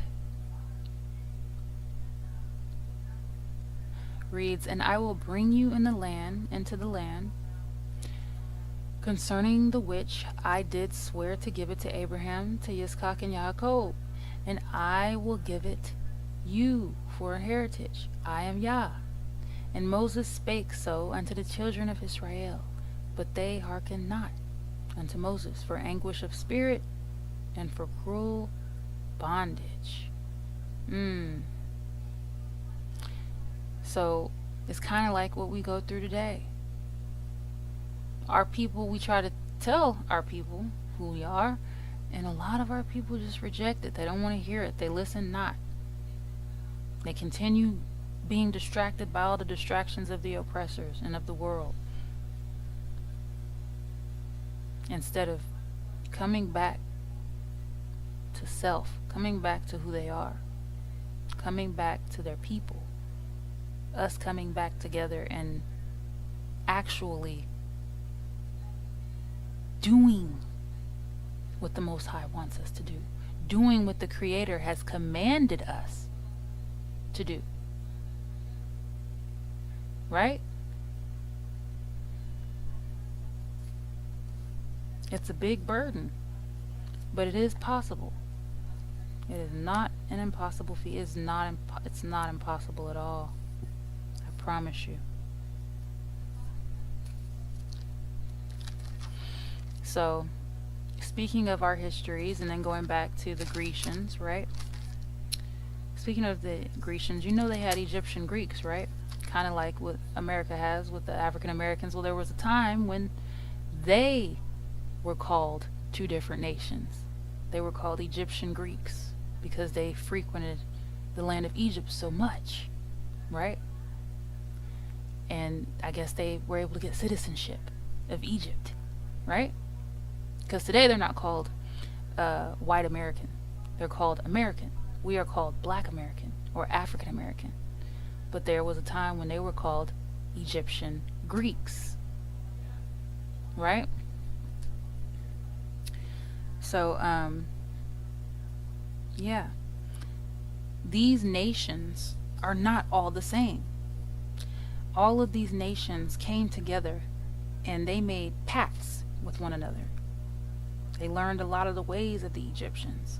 Eventually, you had the Indo-Europeans and those Germanic peoples get together and start journeying out and building relations with other nations. More nations, I should say. Right?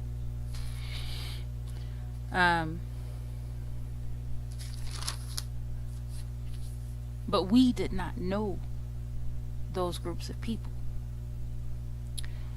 Let's go to Deuteronomy chapter 28 and 36. Well, you don't have to go there, but I just want to make a point again when the Most High tells us that he would bring us and set a king over us that none of our fathers have known.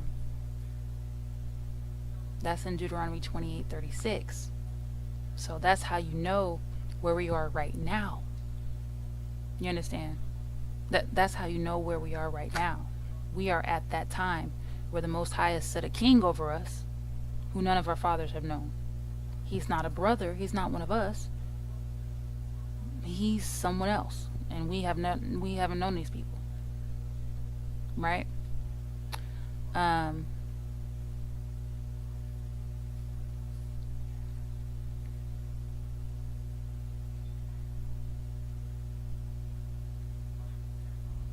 Let's go to Exodus chapter 4.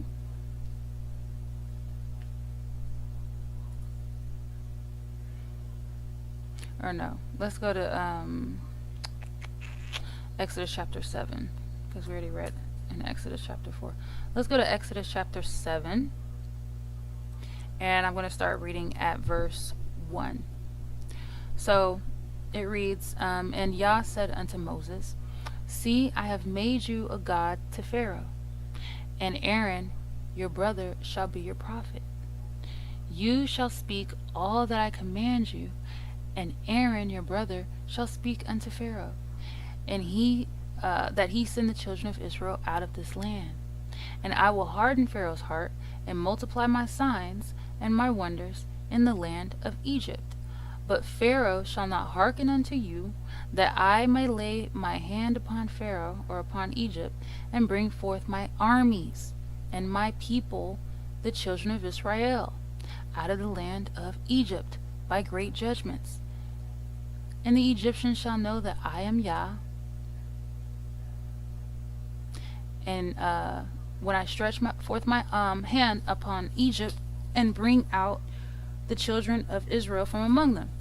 Right? So he's going to do this in the midst of the Egyptians. Just like he did in the midst of the Egyptians, the Most High told us he would do it again in the midst of all the people of today. He would do it again. Right? So we know that our history has lined up thus far with the Old Testament, or what they call the Old Testament, because we are the people of this book. And this is going to happen again because this is our history. We've been through it before. In verse 6 it reads, And Moses and Aaron did as Yah commanded them, so did they. And Moses was 80 years old, and Aaron 83 years old, when they spoke unto Pharaoh. So these are elders, right? These are elders, man. They're in their 80s, and they're doing all of this. And so can you imagine the Pharaoh is not, he's not taking them serious at all, right? He's looking at them like, who are you? Who are you? You're nobody. But see, again, this is before the Egyptians knew the mighty power of Yah.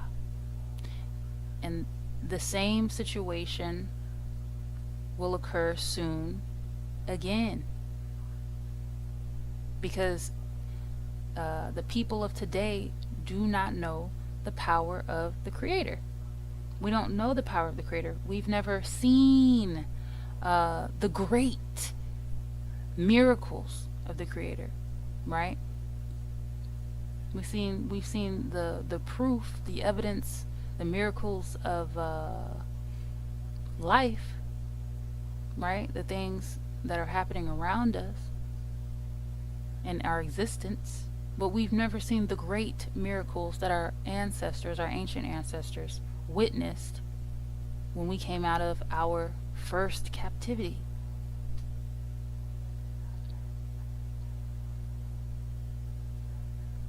We have to understand that this is our history, and this is going to happen again.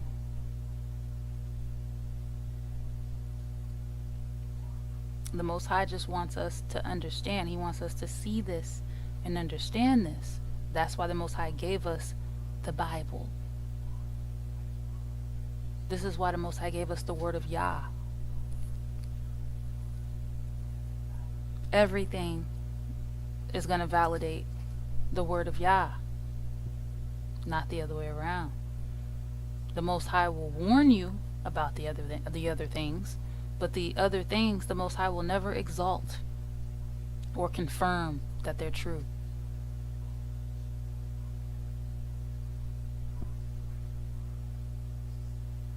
Let's go to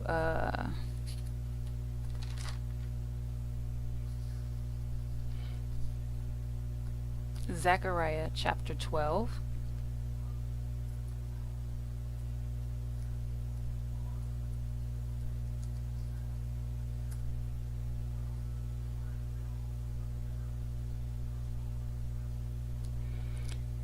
And let's start reading at the 10th verse, because a lot of our brothers and sisters believe that this is speaking about the Christ of the New Testament. So let's begin reading at the 10th verse. And it reads, "And I will pour upon the house of David and upon the inhabitants of Jerusalem the spirit of grace and of supplications. And they shall look upon me whom they have pierced. And they shall mourn for him as one mourns for his only son. And shall be in bitterness for him as one that is in bitterness for his firstborn." You understand? This is speaking of Israel. Do you understand? This is speaking of David. But this is not speaking of any idol in any religion.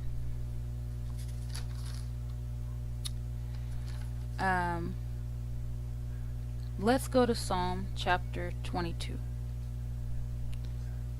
Let's go to Psalm chapter 22.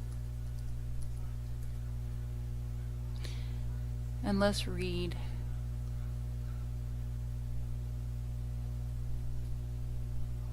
starting at the first verse. So it reads, my Elohim,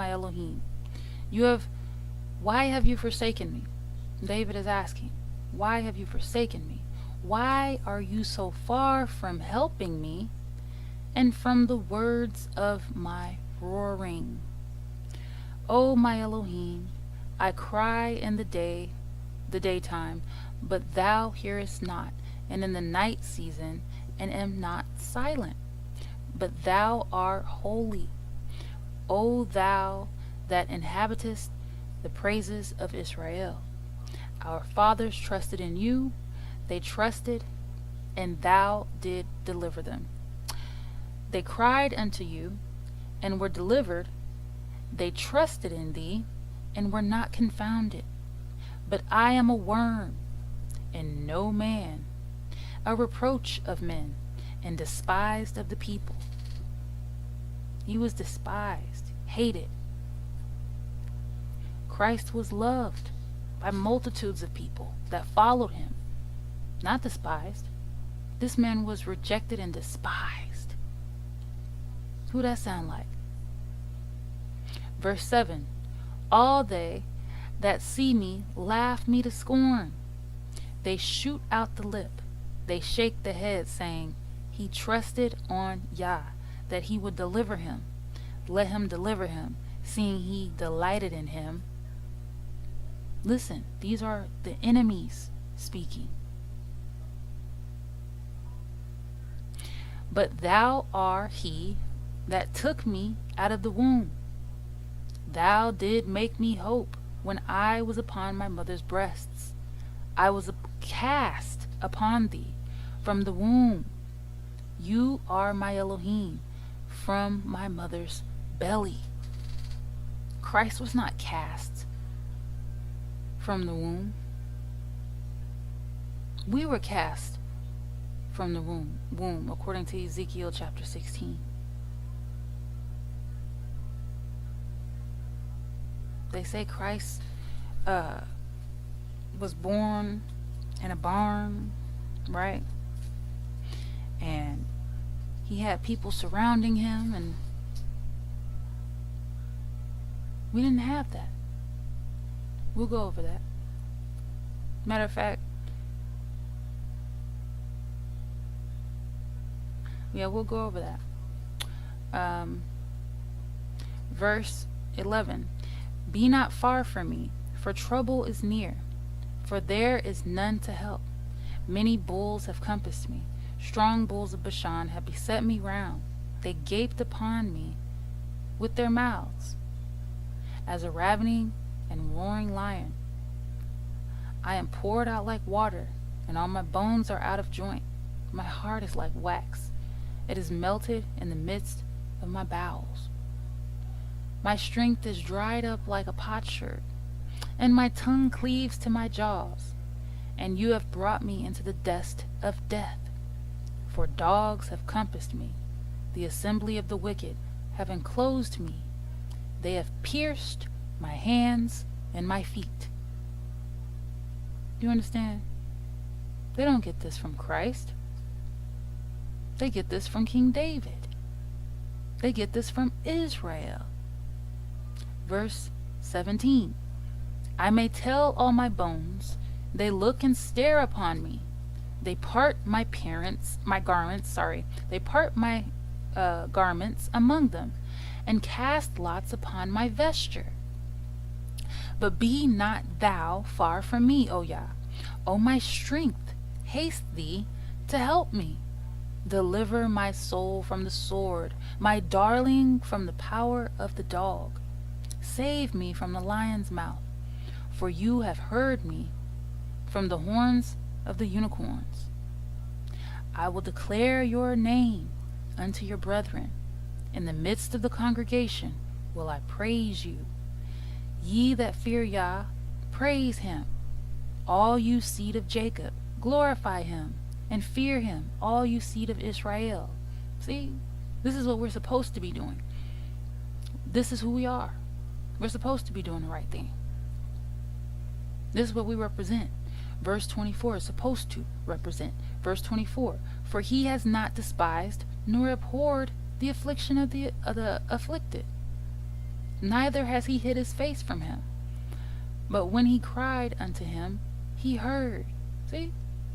The Most High is not despised nor abhorred the affliction of the afflicted, which is Israel. Neither has he hid his face from him, but when he cried unto him, he heard. You understand? When you do the right thing, the Most High will hear you. The Most High will hear your cry.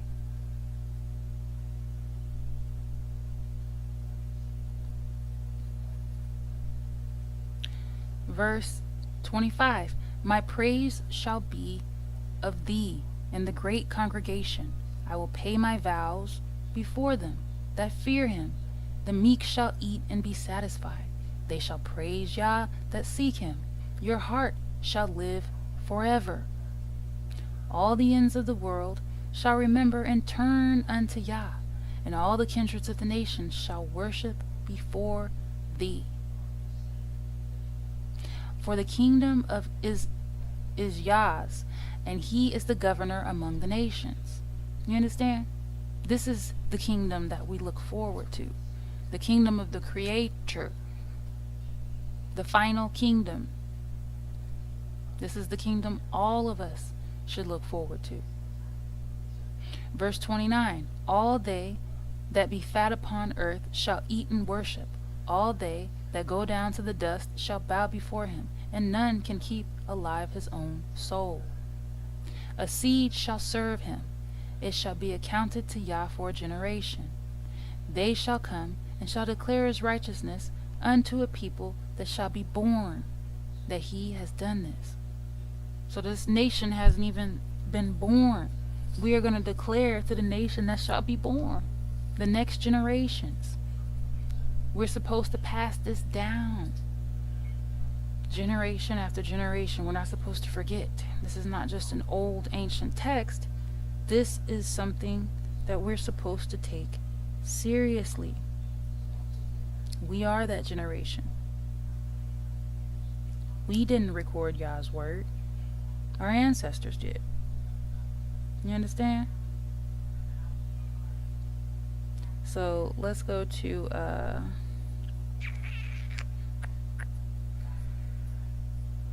Ezekiel chapter 16. Let's go to Ezekiel chapter 16.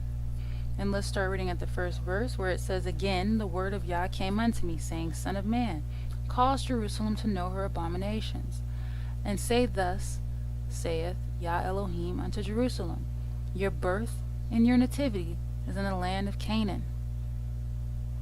Our birth and our nativity is in the land of Canaan. You understand? We're from Africa. Your father was an Amorite, and your mother a Hittite.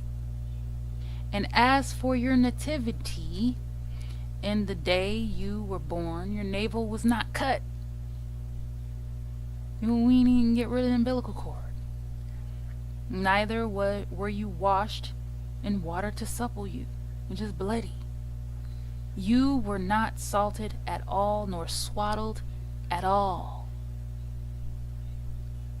None I pitied you to do any of these unto you, to have compassion upon you, but you were cast out in the open field, to the loathing of your person, in the day that you were born. The day we were born, we were cast out into the field, and this is all of our stories all the time. Hard upbringing, no love as kids, none at all, as a collective, right? Not individual cases, but a lot of our experiences are like this, right? And when I passed by you and saw you polluted in your own blood, I said unto you, when you were in your blood, live. Yeah, I said unto you, when you were in your blood, live. So the Most High had compassion upon us. The Most High cared for us and loved us, right? Gave us life. I have caused you to multiply as the bud of the field, and you have increased and waxen great, and you are come to excellent ornaments. Your breasts are fashioned, and your hair is grown, whereas you were naked and bare. Now, when I passed by you and looked upon you, behold, your time was the time of love, and I spread my skirt over you and covered your nakedness. Yeah, I swear unto you and entered into a covenant with you, saith Yah Elohim, and you became mine. The Most High entered into a covenant with us and looked after us. Then washed I thee with water. Yea, I thoroughly washed away your blood from you, and I anointed you with oil. I clothed you also with broidered work, and shod you with badger skin, and I girded you about with fine linen, and I covered you with silk. I decked you also with ornaments, and I put bracelets upon your hands, and a chain on your neck, and I put a jewel on your forehead, and earrings in your ears, and a beautiful crown upon your head. And we belong to the Most High. The Most High put a beautiful crown upon our head. He wanted to see our beautiful crown. He didn't want to cover it like the oppressors. You understand? We were shining, a shining light, shining bright. Verse 13. Thus were you decked with gold and silver, and your raiment was of fine linen and silk, embroidered work. You did eat fine flour and honey and oil, and you were exceeding beautiful, and you did prosper into a kingdom. The Most High raised us up to have our own nation, to have our own kingdom. And your renown went forth among the heathen for your beauty, for it was perfect through my comeliness, which I have put upon you, saith YAH Elohim. See? The Most High did all of these things for us. The Most High dusted us off, picked us up. After birth, we were tossed in a field, bloody. Still had the umbilical cord hanging. Christ didn't have a birth like that. Right? So you have to ask yourself, what is the history of what you believe? What is the history of your God? What is the history of what you worship? Right? Verse 4. Or not verse 4. Let's go to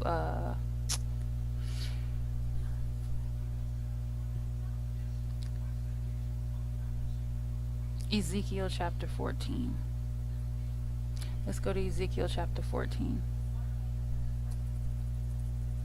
Because I read Psalms chapter 22 and 31, leaving off at how we're that generation, right? Because we didn't record Yah's word. Our ancestors recorded Yah's word, right? And so we have to remember that in a lot of these events that took place in the word, these prophecies, you had other nations with other gods. So it's not all about us. When we read the Old Testament, or what we call the Old Testament today, it's not all about the Hebrew Israelite. It's all about Yah. That's the first part. It's all about Yah, because it covers the history of all the nations, right? It covers the history, our history. You have to remember there was the Mesopotamian gods that existed before we were introduced to the Creator as a nation, once we left Egypt as a whole. And these gods allowed human sacrifice and temple prostitution and all kinds of sexual immorality, like homosexuality. They allowed those things in their beliefs. A lot of these religions, they don't have anything against it. You understand? They don't have anything against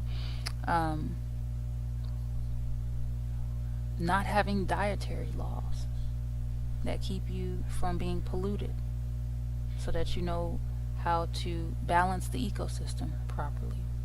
Keep it balanced, right? They don't have a lot of the laws that the Most High gave us.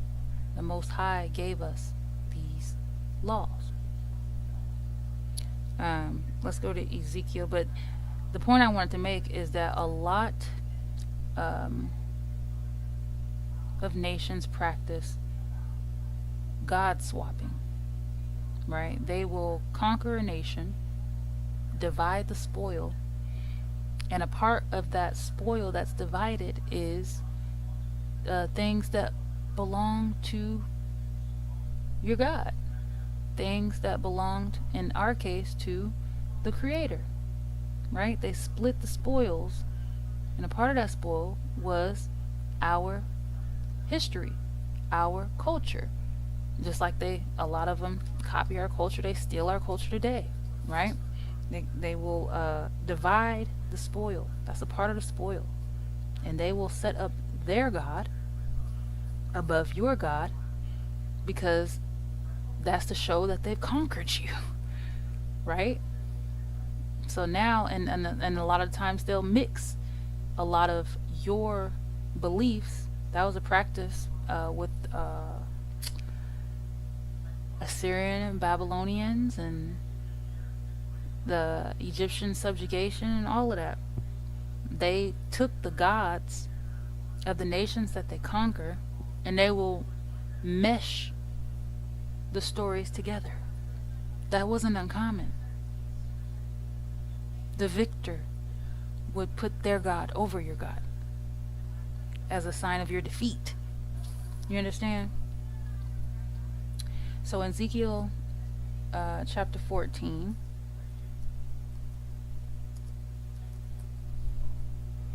verse 1, it reads,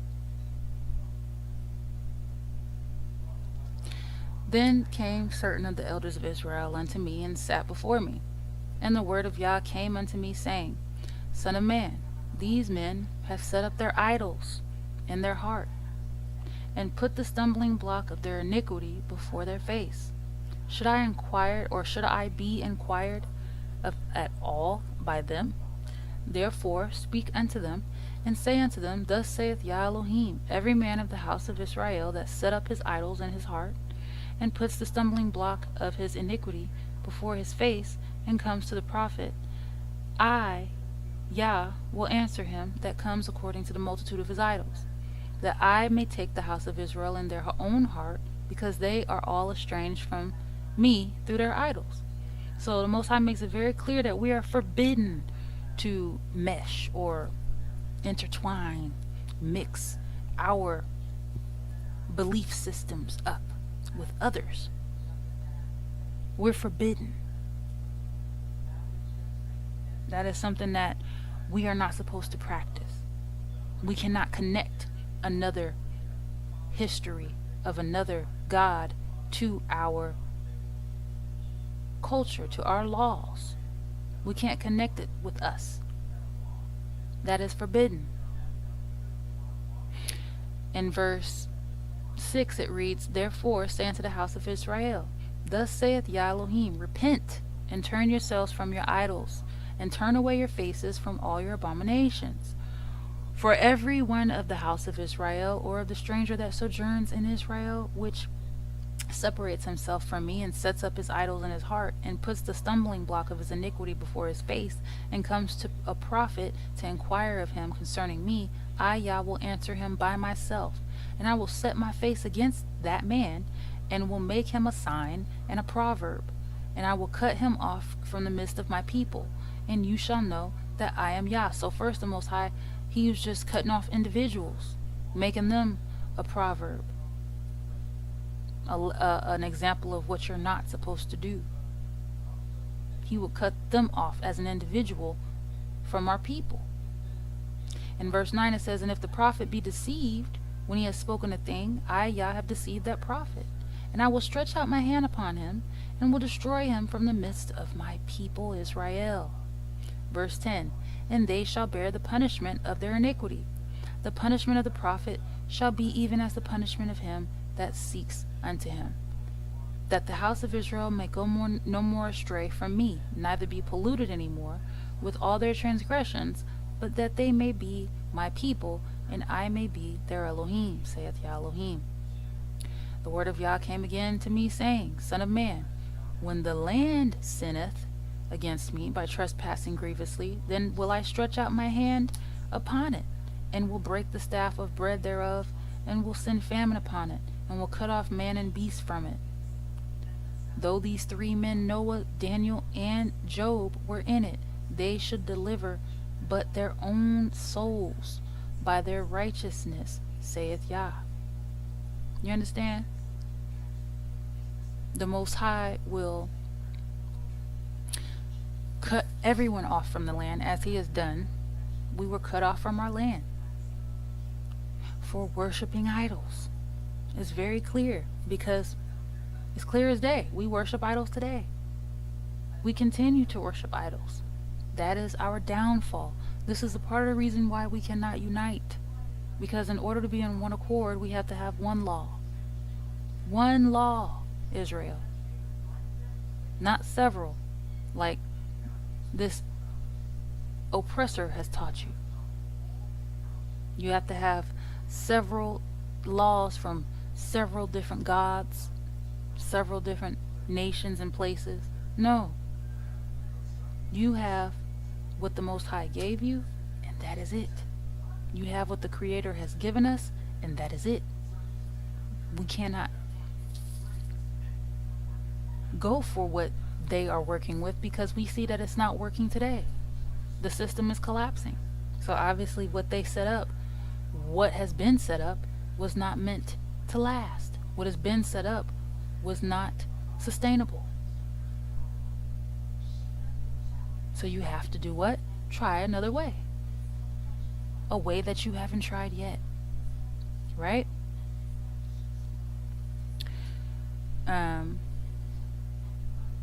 Our idols keep us separated from the Creator. Let's go to Psalm chapter 83. Psalm chapter 83. Okay. I'm going to start reading at verse 1. Because remember, we talked about earlier how these nations have come together they've worked together, their ancestors worked together to cut our ancestors off from being a nation, in case people have forgotten. In verse 1 of Psalm 83, it reads, "Keep not thou silence, O Elohim.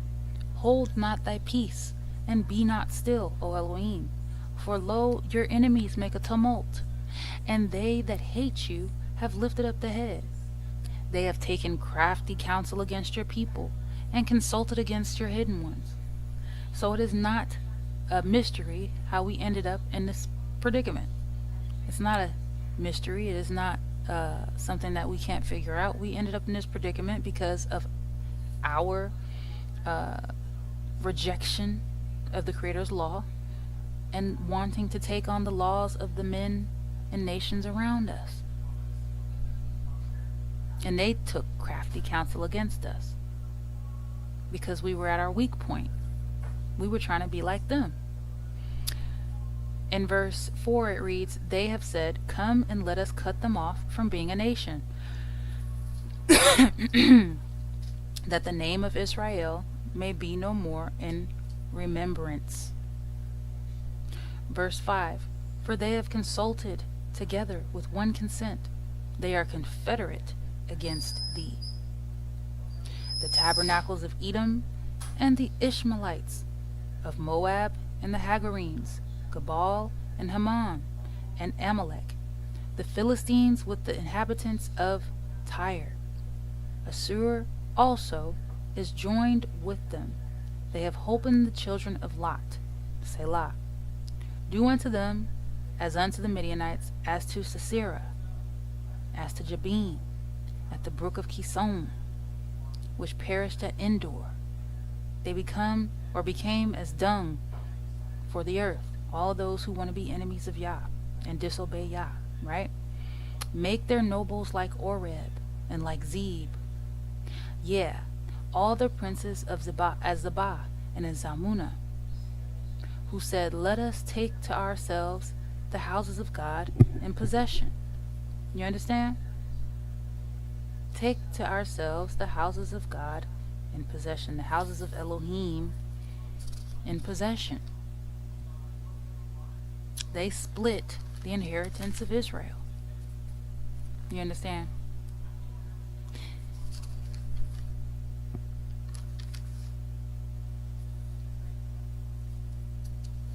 Let's read 1 Samuel chapter 4. Let's go to 1 Samuel chapter 4. We're going to have a few more, and then we will wrap it up. Alright, so 1 Samuel chapter 4. We're going to start at verse 10.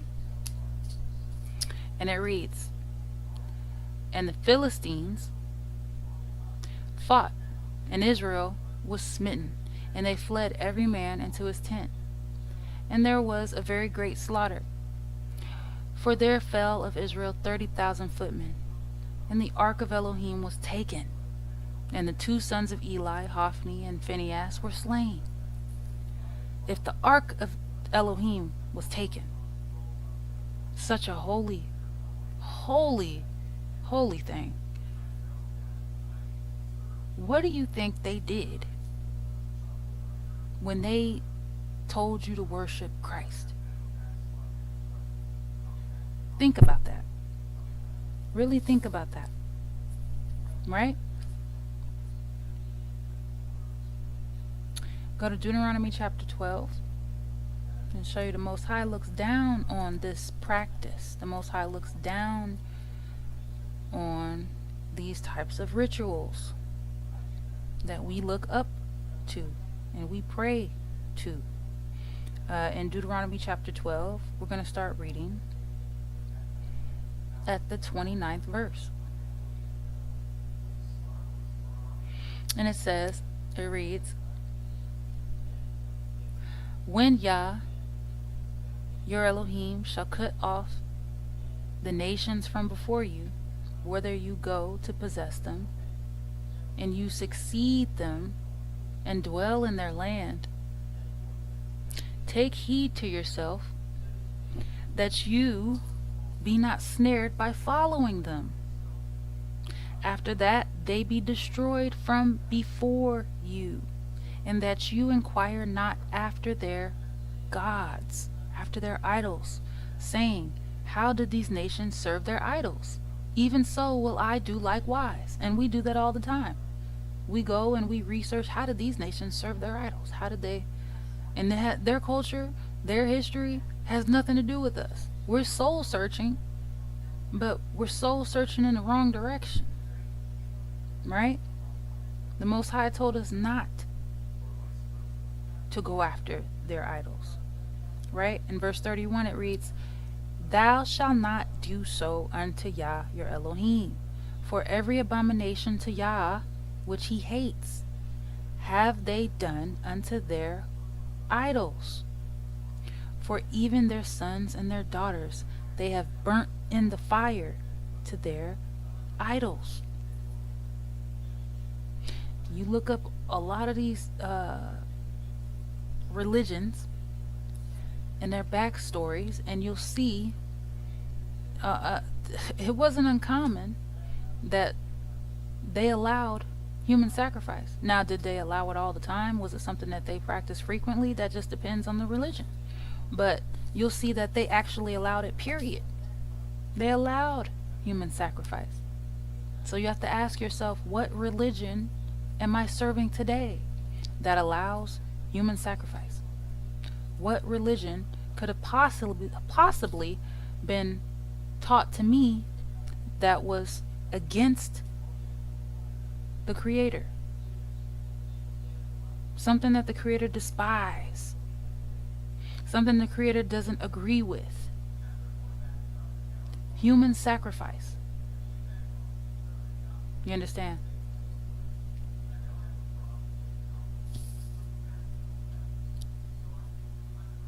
We're forbidden from adopting other nations' gods, their religion. They did not have to go by that.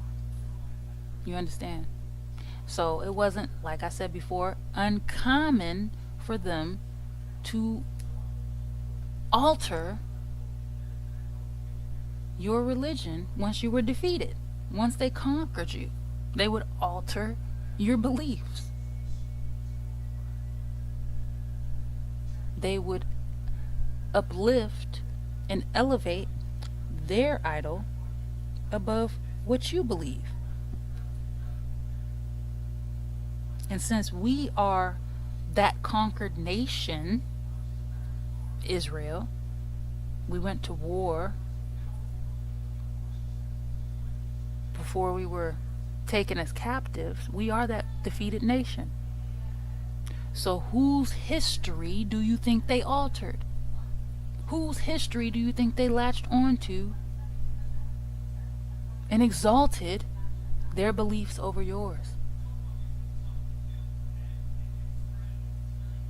Ask yourself, in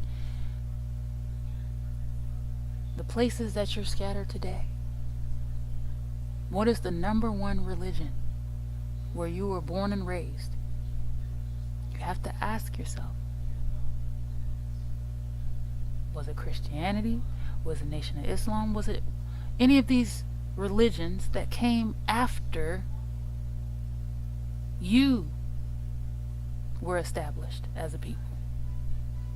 With your own laws, statutes, and commandments. Your own culture that you already had. Which religion is the most popular where you are today?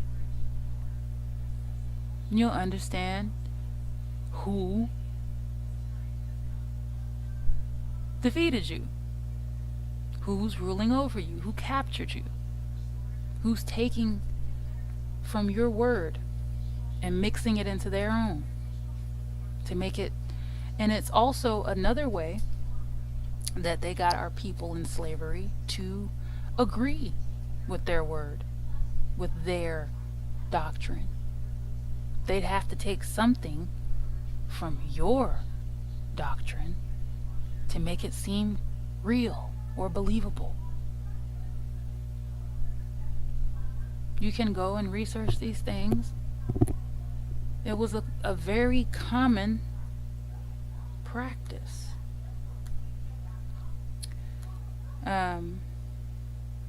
What was that man's name? Was it James Mallory? That discusses, his book discusses, what was that book called? And it discusses how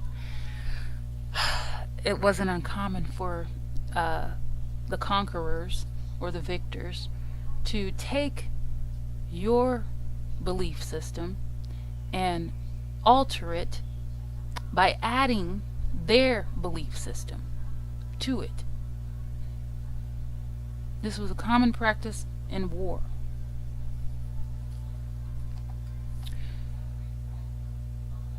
Let's go to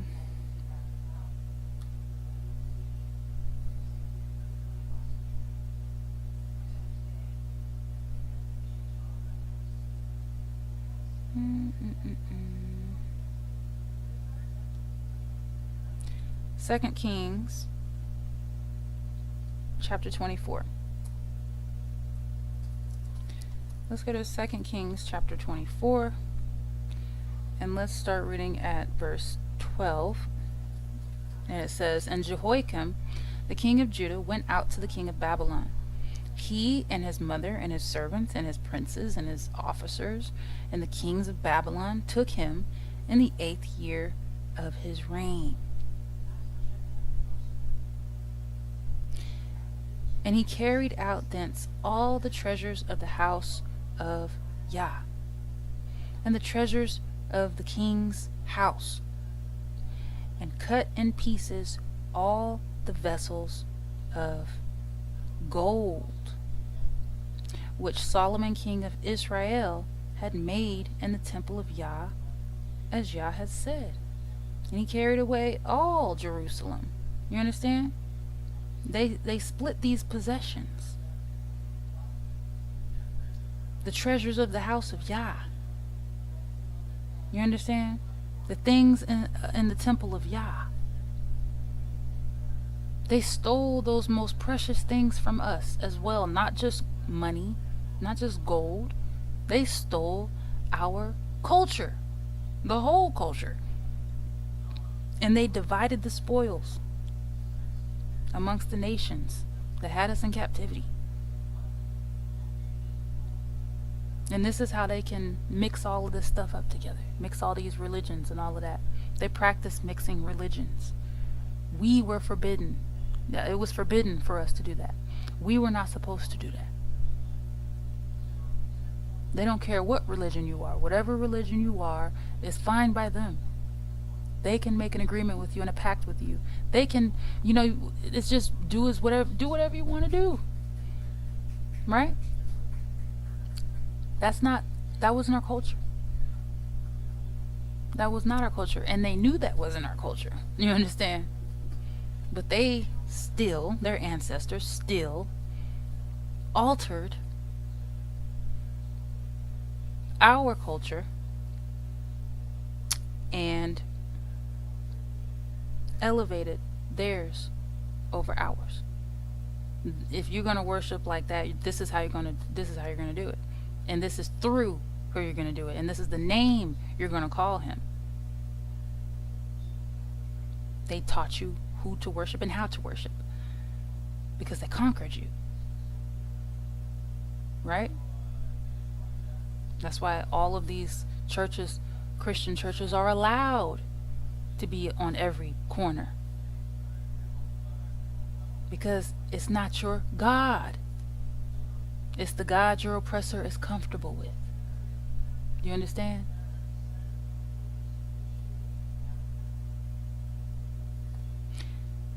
Let's go to 2 Chronicles.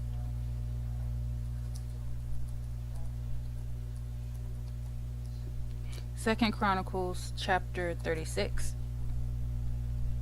I'm going to start reading at the 17th verse.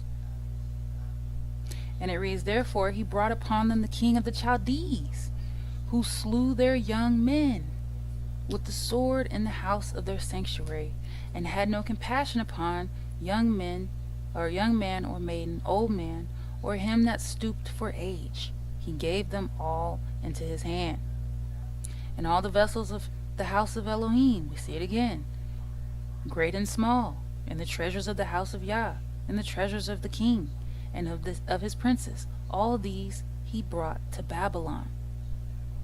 The Most High wants you to understand. The Most High is trying to make it very clear. They add things. They split up your beliefs. They split up your laws. They split up the precious things to YAH. These were the spoils. They divided because it was a ritualistic practice. They believed this brought them more power, even more power. This is what the ancients believed. And so they did things like that, mixing up histories and belief systems as if they're one, as if they're the same. That's a Babylonian practice. Right? That is the heathenistic practice. We were not supposed to do that. Right?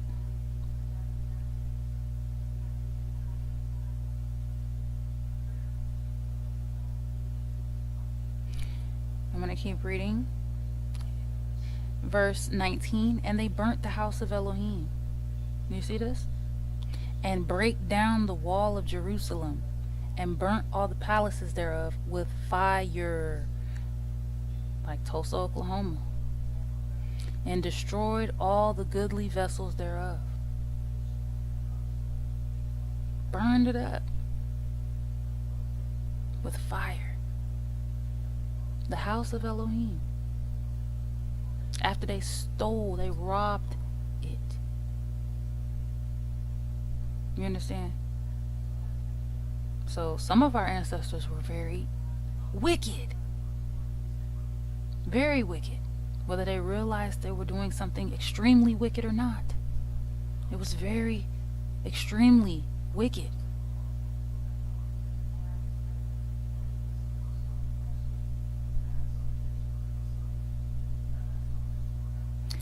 In verse, or let's go to 2nd Chronicles chapter 28, and this will be the last. The last few verses. 2nd Chronicles chapter 28. I'm going to start reading at the 16th verse. And it reads, At that time did King Ahaz send unto the kings of Assyria to help him. For again the Edomites had come and smitten Judah, and carried away captives. The Philistines also had invaded the cities of the low country, and of the south of Judah, and had taken the Shemesh, and Ajalon, and Gederath, and Shoko, with the villages thereof, and Timnah, with the villages thereof, Gimzo also, and the villages thereof. And they dwelt there. For YAH brought Judah low, because of Ahaz, king of Israel. For he made Judah naked, and transgressed sore against YAH. See, this man was very greedy and evil.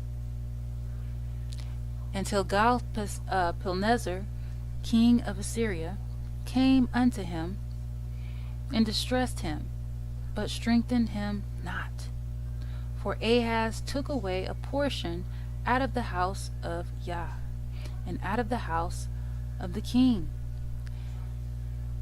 and of the princes, and gave it unto the king of Assyria, but he helped them not. So he's giving the possessions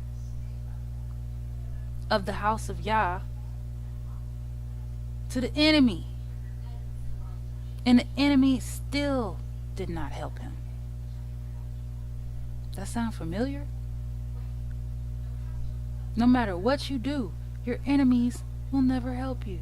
Do you understand? They will never help you.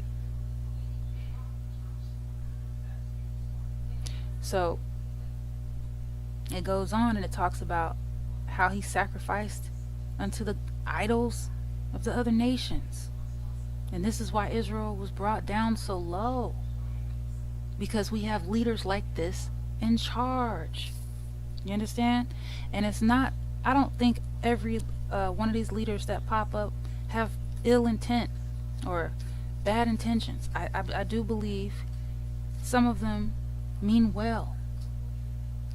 But if we're going to have true leaders amongst our people, they're going to have to tell the truth. They're going to have to tell the whole truth. They're going to have to tell us our history. They're going to have to tell our people who we are, where we come from. That's the beginning. Knowledge of self. That's the shared humanity that we have when it comes to our unity. We all know, basically, we're humans, right? But then we know where we come from. We know our lineage, our heritage, our culture, our history. It's rich. You understand?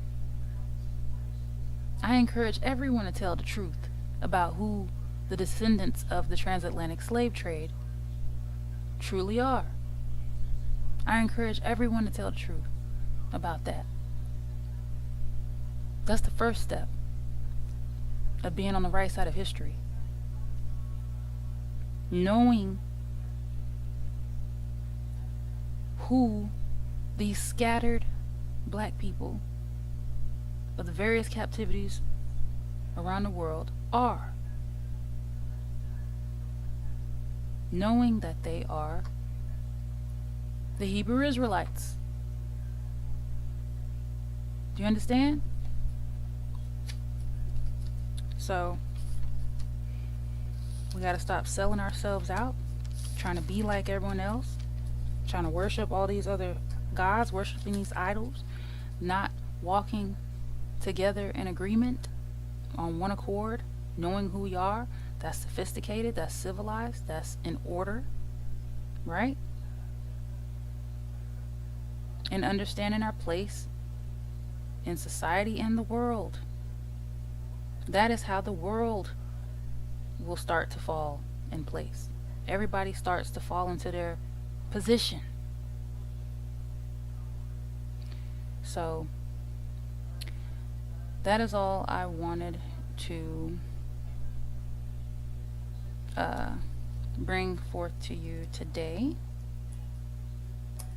That was on my mind, just a history lesson, and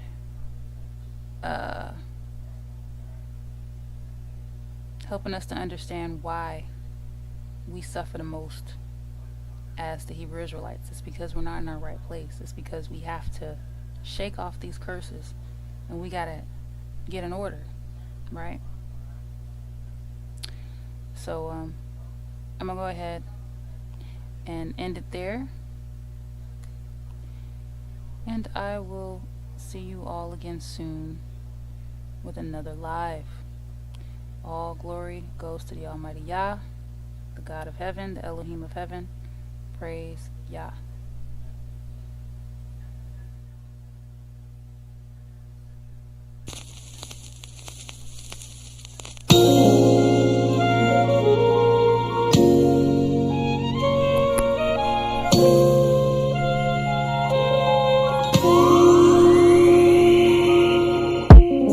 First it's sunny and then it rains. Before you get healed, you feel the pain. With every loss there comes a gain. We only grow when we change. Nothing in life stays the same. To everything there's a season and purpose to every time. When y'all ordering your steps, you be perfectly aligned. On the interiors is dirt, but on the surfaces they shine. You can't fix nobody else except the person that's inside. It always helps when you humble, but it hurts when you got pride. A new baby just born, someone's mother just died. It's called the circle of life. We take everything in stride and know for everything that's good, it's always another side. The harsh realities some nights feel like winter in my mind, but when I read the book of YAH, I'm back to the summertime. It's the balance for me, except the blessing with the curse. See, some relationships end, but what's the lesson that you learned? That Yahweh gives and YAH takes away, and all things blessed be the name of Yahweh.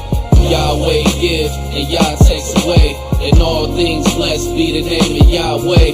Yahweh gives and YAH takes away, and all things blessed be the name of Yahweh. Yahweh gives and YAH takes away, and all things blessed be the name of Yahweh. A good name's to be chosen, better than precious myrrh. In the day of one's death, it's always better than a birth.